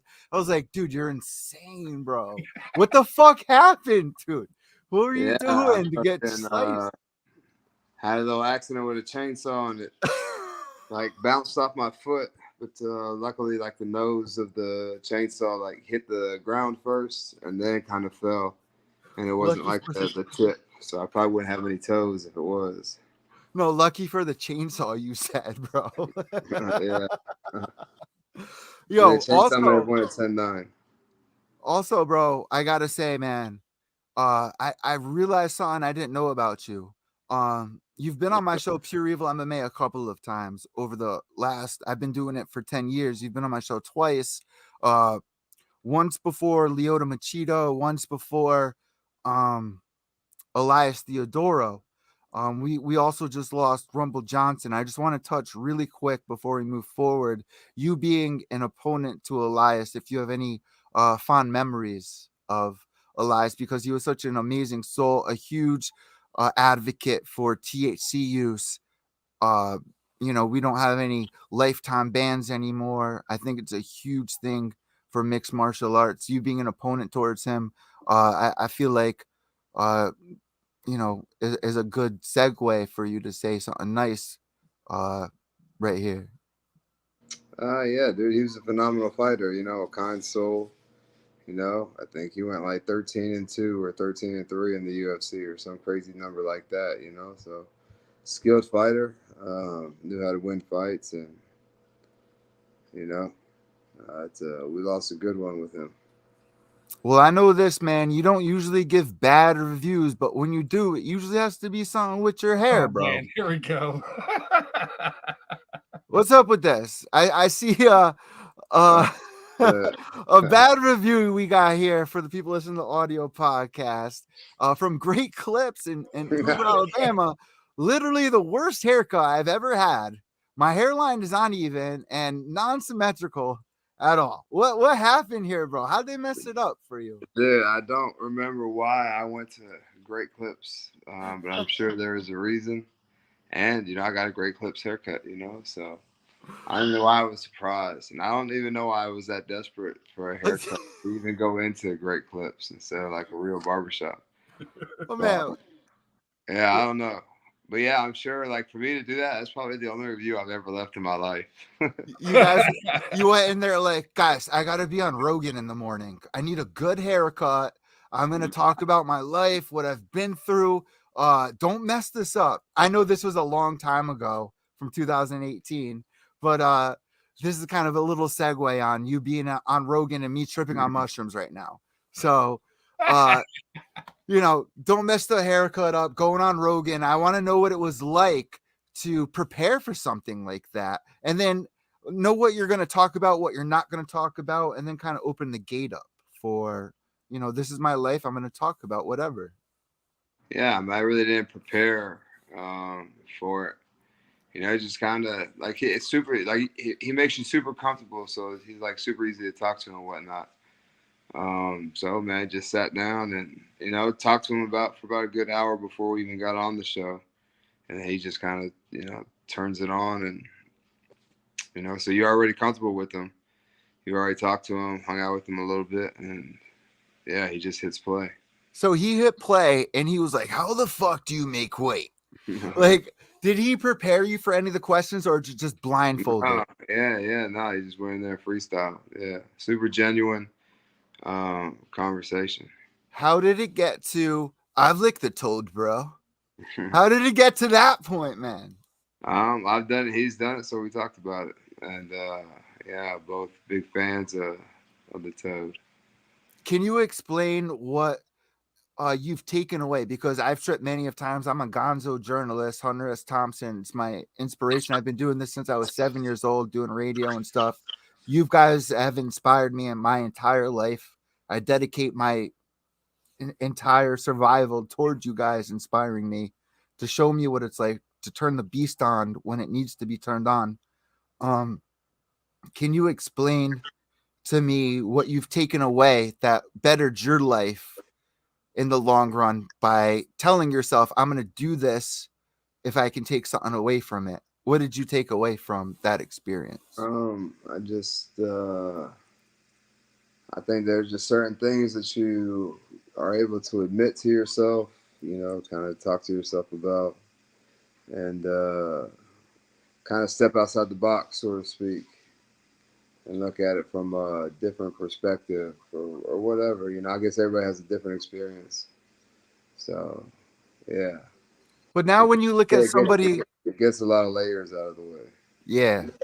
But when you look at somebody like Sugar Sean O'Malley, you kind of look at him like not of a misfit, but kind of like somebody that understands a little more in a way, right? Like he kind of gets it. Like you kind of understand that? He gets what? You know, he gets like the marketing and like he knows how to like appeal to people. You know what I mean? It's part of this generation. Are you realizing that? And is it kind of something for you, or is it something that takes away the love of the sport for you? Nah, it definitely doesn't take away the love. If anything, it reignites it, you know? So what is it about you that ignites like your drive to fight? Because for me, when I look at it, it seems like a lot of fighters are more angry at the promotions, more angry at their managers than they are at their opponents. I mean, I'm not mad at nobody, you know? I signed up under, you know, the terms and conditions against the opponent, you know, whatever. So, You're used to it, yeah, right? it is what it is, you know? And the motivate, like, I'm a competitor. I like to compete. Yeah. And I think, like, I'll always compete in something. Like, obviously, fighting at the highest level is, you know, difficult and nobody can do it forever. But man, I can always do jiu-jitsu. I can always, you know, do things like that. So, Well, you're warborn. Your whole family comes from combat, correct? You have a whole list of people in your family that have gone to war, protected our country, correct? yeah, two of my brothers have been in Afghanistan. My grandfather was in Korea.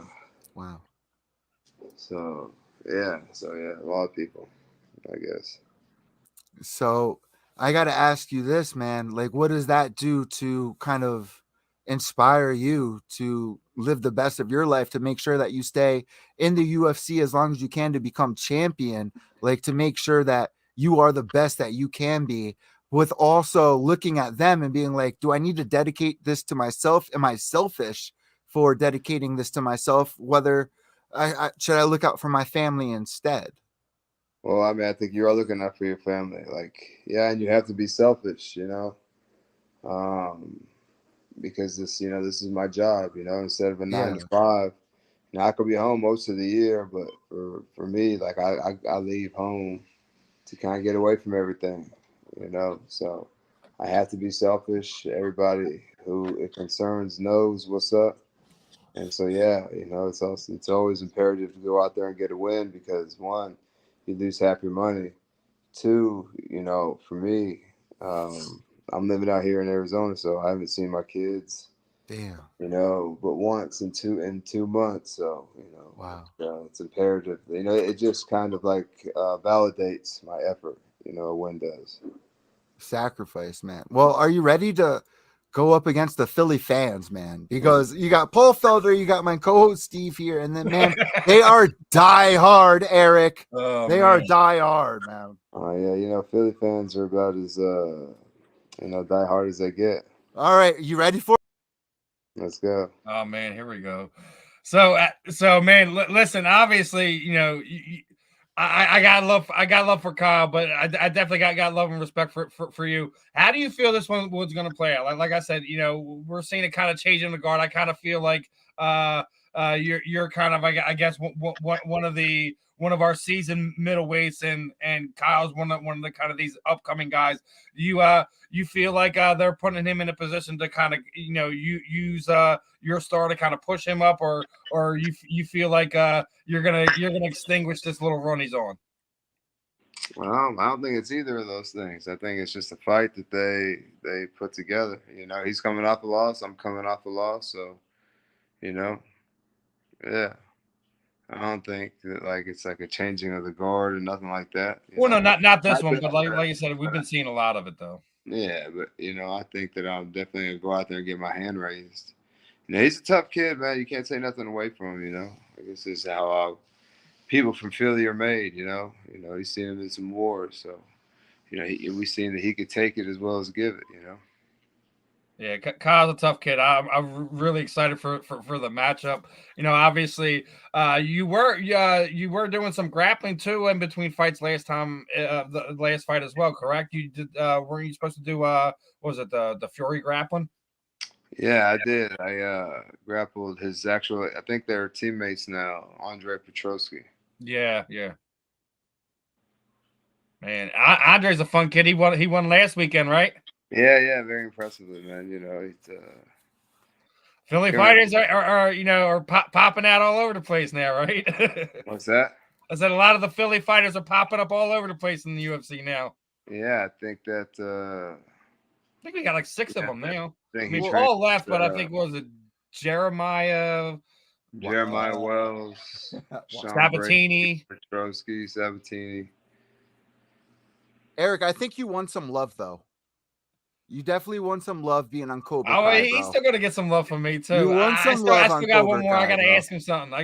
All right. So, you know, you outside of that, you've also done some other things over the past year outside of the octagon. You found yourself on the episode of Cobra Kai. How did that whole thing come about? You know, they're starting to film a lot of movies and shows and stuff in the South, and you know, I was in a movie called Embattled with Steven Dorff, and the stunt coordinator of that movie became the stunt director of Cobra Kai. So, you know, they said they needed a big, you know, Mexican looking fella, and you know, he threw my name in the hat. Love it, man. So, are you a fan of the show since then? Have you been keeping up with what's going on? Are you going to be paying attention to it at all, or is it kind of not your thing? Yeah, you know, me and my kids watch it. You know, it's like the #1 show on Netflix. So, you know, it's a super popular show, and yeah. Bro, I got to ask you the other show that you're on. You know, you're on another show, right? What's that? You're on you know, the casting couch, bro. You know that, right? You're on the casting couch over here on OnlyFans, bro. What do you got going on there? Because we interview all the BKFC headliners. OnlyFans is a huge promotion. I'm about to try out for OnlyFans, as we heard in the last couple of interviews. I really am. I got a hog over here. I don't think there's much of an audition. I think you just you know, post your stuff, and whoever likes it likes it. So what do you got going on? Like $5 a month?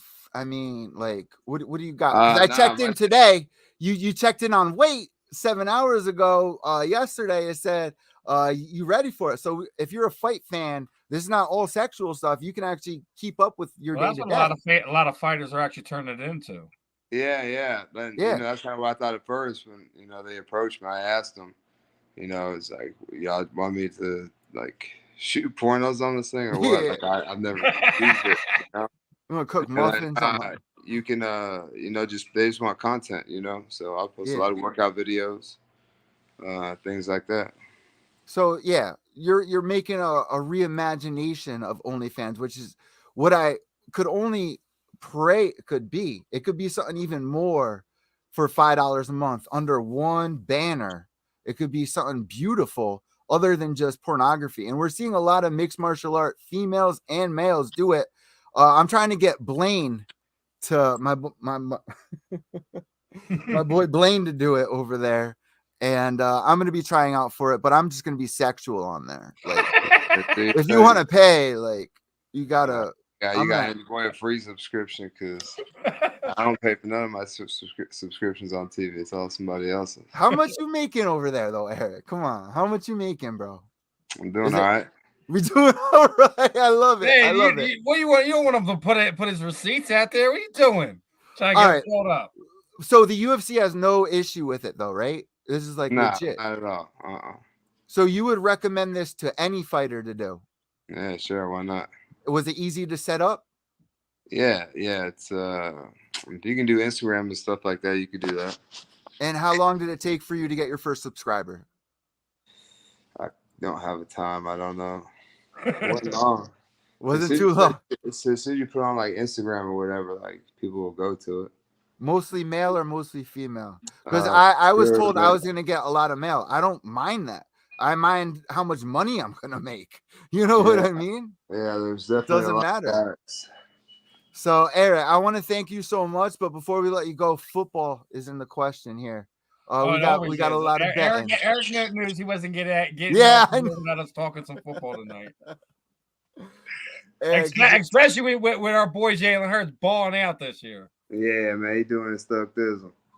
Like, all right, our tone from our conversation last year, the jump he's made from our conversation last year to this year, I don't think anyone's made that much of a jump from one year to another. He was considered maybe a top 20 quarterback last year. Without a doubt, he's playing like an elite level top 5 quarterback this year.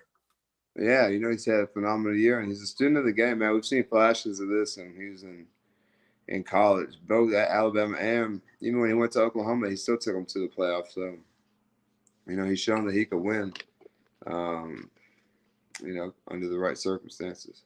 I mean, I think the other thing people are also not really paying attention to is this is his first time since he's been in high school that he's actually played in the same system for consecutive seasons, where he didn't have to have, new coach come in, new coordinator come in, bringing in a new system, bringing in a new this. It's the first time since he was a teenager that he has actually had consistency in, that aspect of his professional career, which is also, I think, another reason I think we're seeing a large jump. Yeah, I didn't know that. That's a fun fact. And, just wait to see how good he does next year. Right, like listen, I still think they're playing with house money this year. It's really up to them how far they can go. We'll see if they make a nice January run. Hopefully, the Philly fan in me always wants to see us playing in February as it is Philly, anyway. bro. But interesting to see how he does. Love it that they were able to match him up with his best friend, AJ Brown as well, to really kind of round out that offense. It's going to be a fun time to watch what they do. But, Eddie, last combat sports question before we let Eryk enjoy the rest of his evening. Obviously, Eryk, December 3rd, going up back again, bro. What can we expect in here, man? Man, you expect me to go out there and try to finish the fight and, do what I do. All right, my real question here is, because I hate all that fucking journalist questions. I hate all the questions that you think of in your head. You just fucking throw them away. I hate all that shit. You're probably sick of them too. My real question is, bro, what fucking cologne do you wear, bro? Because I feel like you smell good. These natural pheromones over here, man. It's just deodorant and keep it moving. What do they say in Anchorman? It's that Black Panther works 90% of the time. 80% of the time or something like that. You got that rolling over there, Eryk. Eryk, I want to thank you so much for joining us here in Combat Deviants. Bro, you versus Chainsaw BKFC. That's the next one. You versus Chainsaw 2. All right, man. Last one. Any other Cobra Kai stuff or any other acting in the future? No, not yet, but hopefully that's an avenue that I'll be able to pursue. Bro, you definitely fit it, bro. You definitely fit it, and you rock that shit. Let's see if we can get a petition going and get Eryk and Marvel at some point in time. Dude, in the next 5 years. Dude, Eryk as just himself though is a fucking Marvel superhero, bro. Well, I mean, it looks like they're about to canonize like actual people in the Marvel Cinematic Universe with the Christmas special they're doing. They're gonna kidnap Kevin Bacon. Wait. Before we let you go, Eryk, did you see our intro I made for you, dude? Hold on. Let me just play it really quick before we let you go. What the fuck is it here? Guy. Yeah, I'm out of my mind, bro. I've been on mushrooms.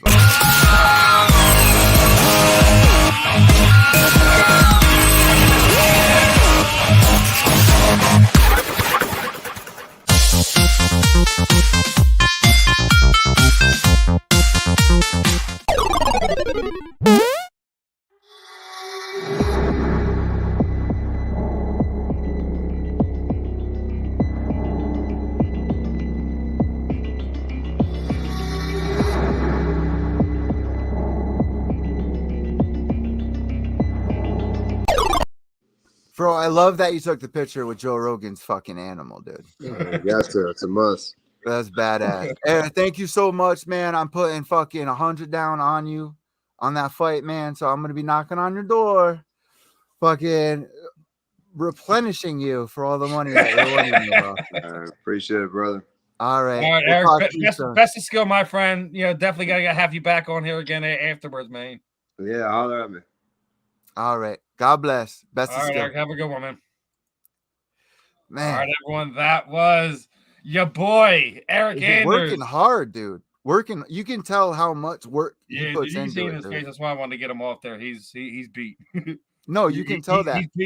He's put in a full day of work in the camp today. You can tell. Sacrifices, man. That's what people don't understand about this thing. Whether you win or lose, these people are putting so many sacrifices into it that you don't see on the day-to-day It's basis. like one of these things you talk about, like the balance between, like, you know, the professional side of things, the family side of things. You got your brothers in war and the shit. mental thing that goes on. Like, people don't understand, like, Kids at being home. mentally worn down. That doesn't necessarily mean from interviews, from the camp, whatever. It could just be just like how life itself is just fucking kicking you in the dick. And man. that's what I want to know about.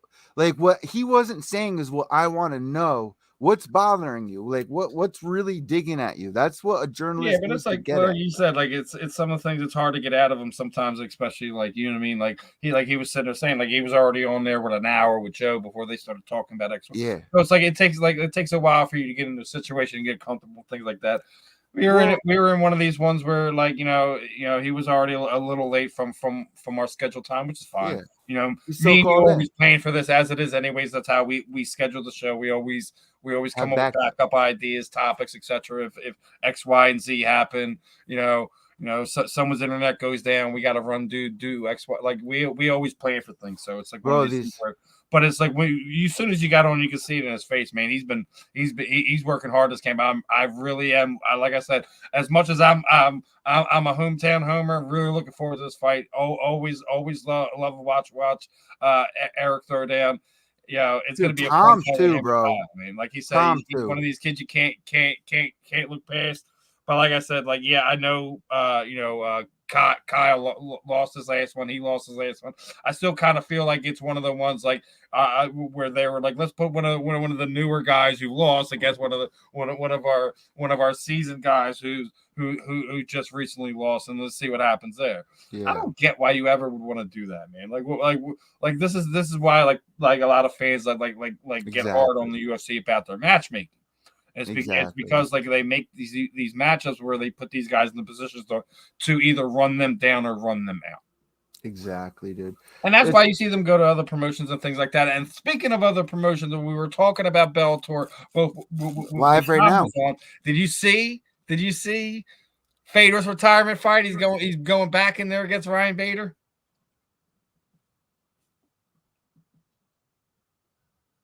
That's his exit fight.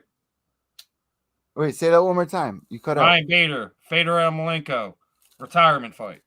No, what? Just now? What? Just now? Within the last 2 hours, they announced it. Well, that's what we got to tell our listeners. I didn't see it, and our listeners didn't see it. You know, man. Let our listeners know. What happened? So we're gonna wind up seeing Fedor and Ryan Bader part 2. That's what's going to happen. That's Fedor's retirement fight. Bellator just announced it. It's going to be on, I think, CBS. So, wow, Fedor Emelianenko, man. Remember when he got signed to Bellator?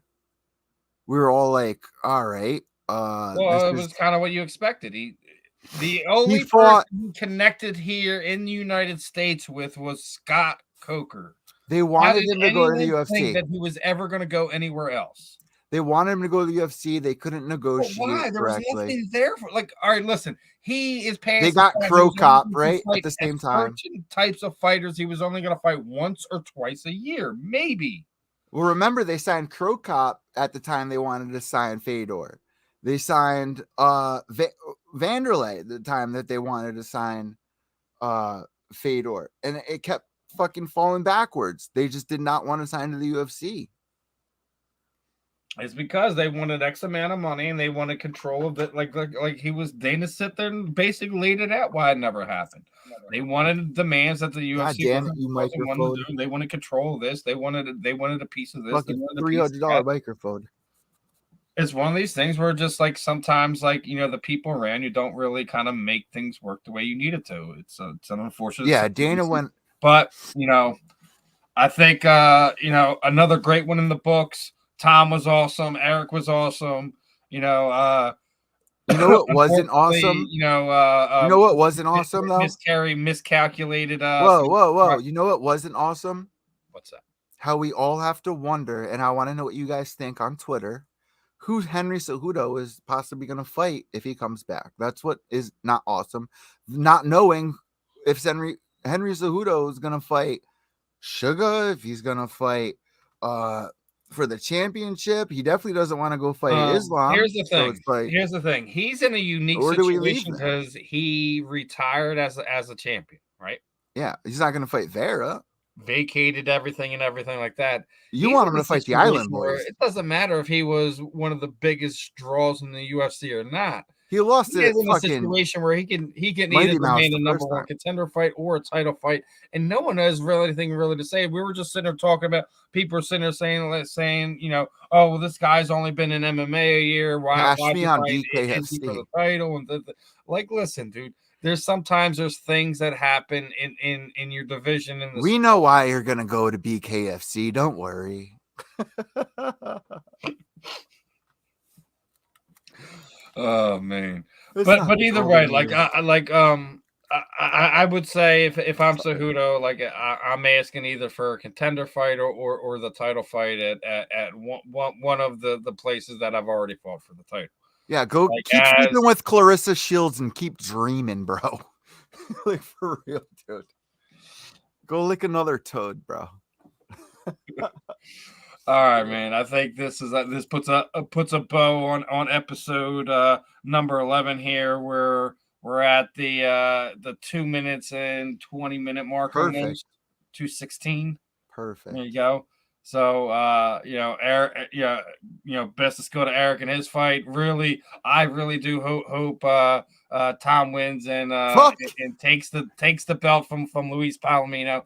It's kind of been in the cards of we've seen these champions being dethroned here in combat sports at the end of 2022. Oh, here. Bets.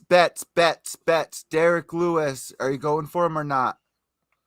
I mean, of course I would go for him, but I don't know like how it's the turnout on that. Like, see, when you bet for something that's obvious like that, right?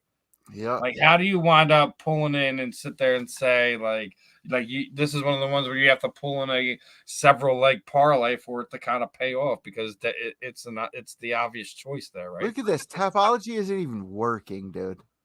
Tapology is down, dog, for the last 3 hours. Sad. All right. Overback. Anyways, all right. That does it. We should be back next week. Might have something special worked out. Might be a little staggered later in the night. Is next week the 25th for you guys? Is next? Not sure if the rest of the crew will be at PFL or not. Not sure how that's going to work out. That's next week. Yeah, that's next week.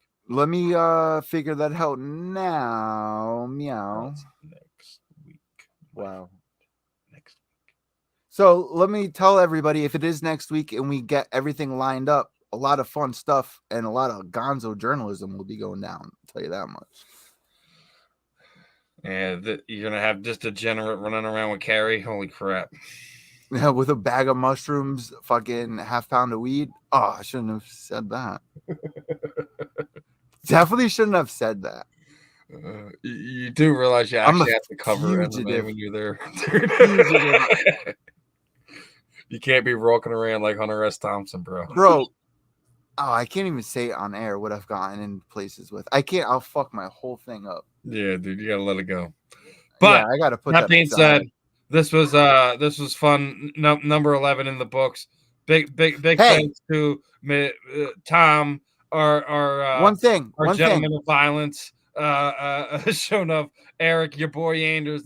Best to go to both of the gentlemen on their upcoming fights. December 3rd, BKFC 34, UFC Fight Night. Thompson versus Holland for Mr. Anders. Go ahead, Mr. Evil Eddie. Go. All right. So if you guys want to see some of my delinquent things in the past, which I will not do anymore ever now that I'm a professional journalist, go check it out on my Pure Evil MMA YouTube channel under Gonzo Vlogs, where you can see the whole adventure with me tripping on acid and mushrooms the entire fucking time. And I record the whole fucking thing on every fucking event that I've ever gone to, tripping my balls off on. Go check it out. it's fucking something else, bro. It really is, though, Steve. It really is. All right. With that being said, belly up sports, because we belly up out here. Keep the medicine rolling, people. All right.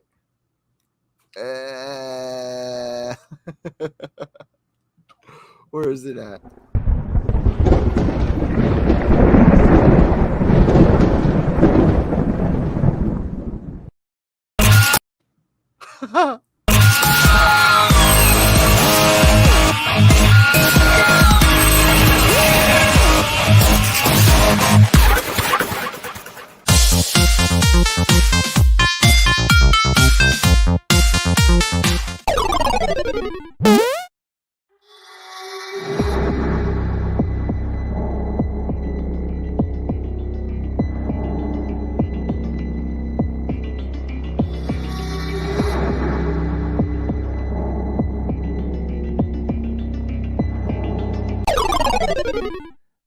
Game over.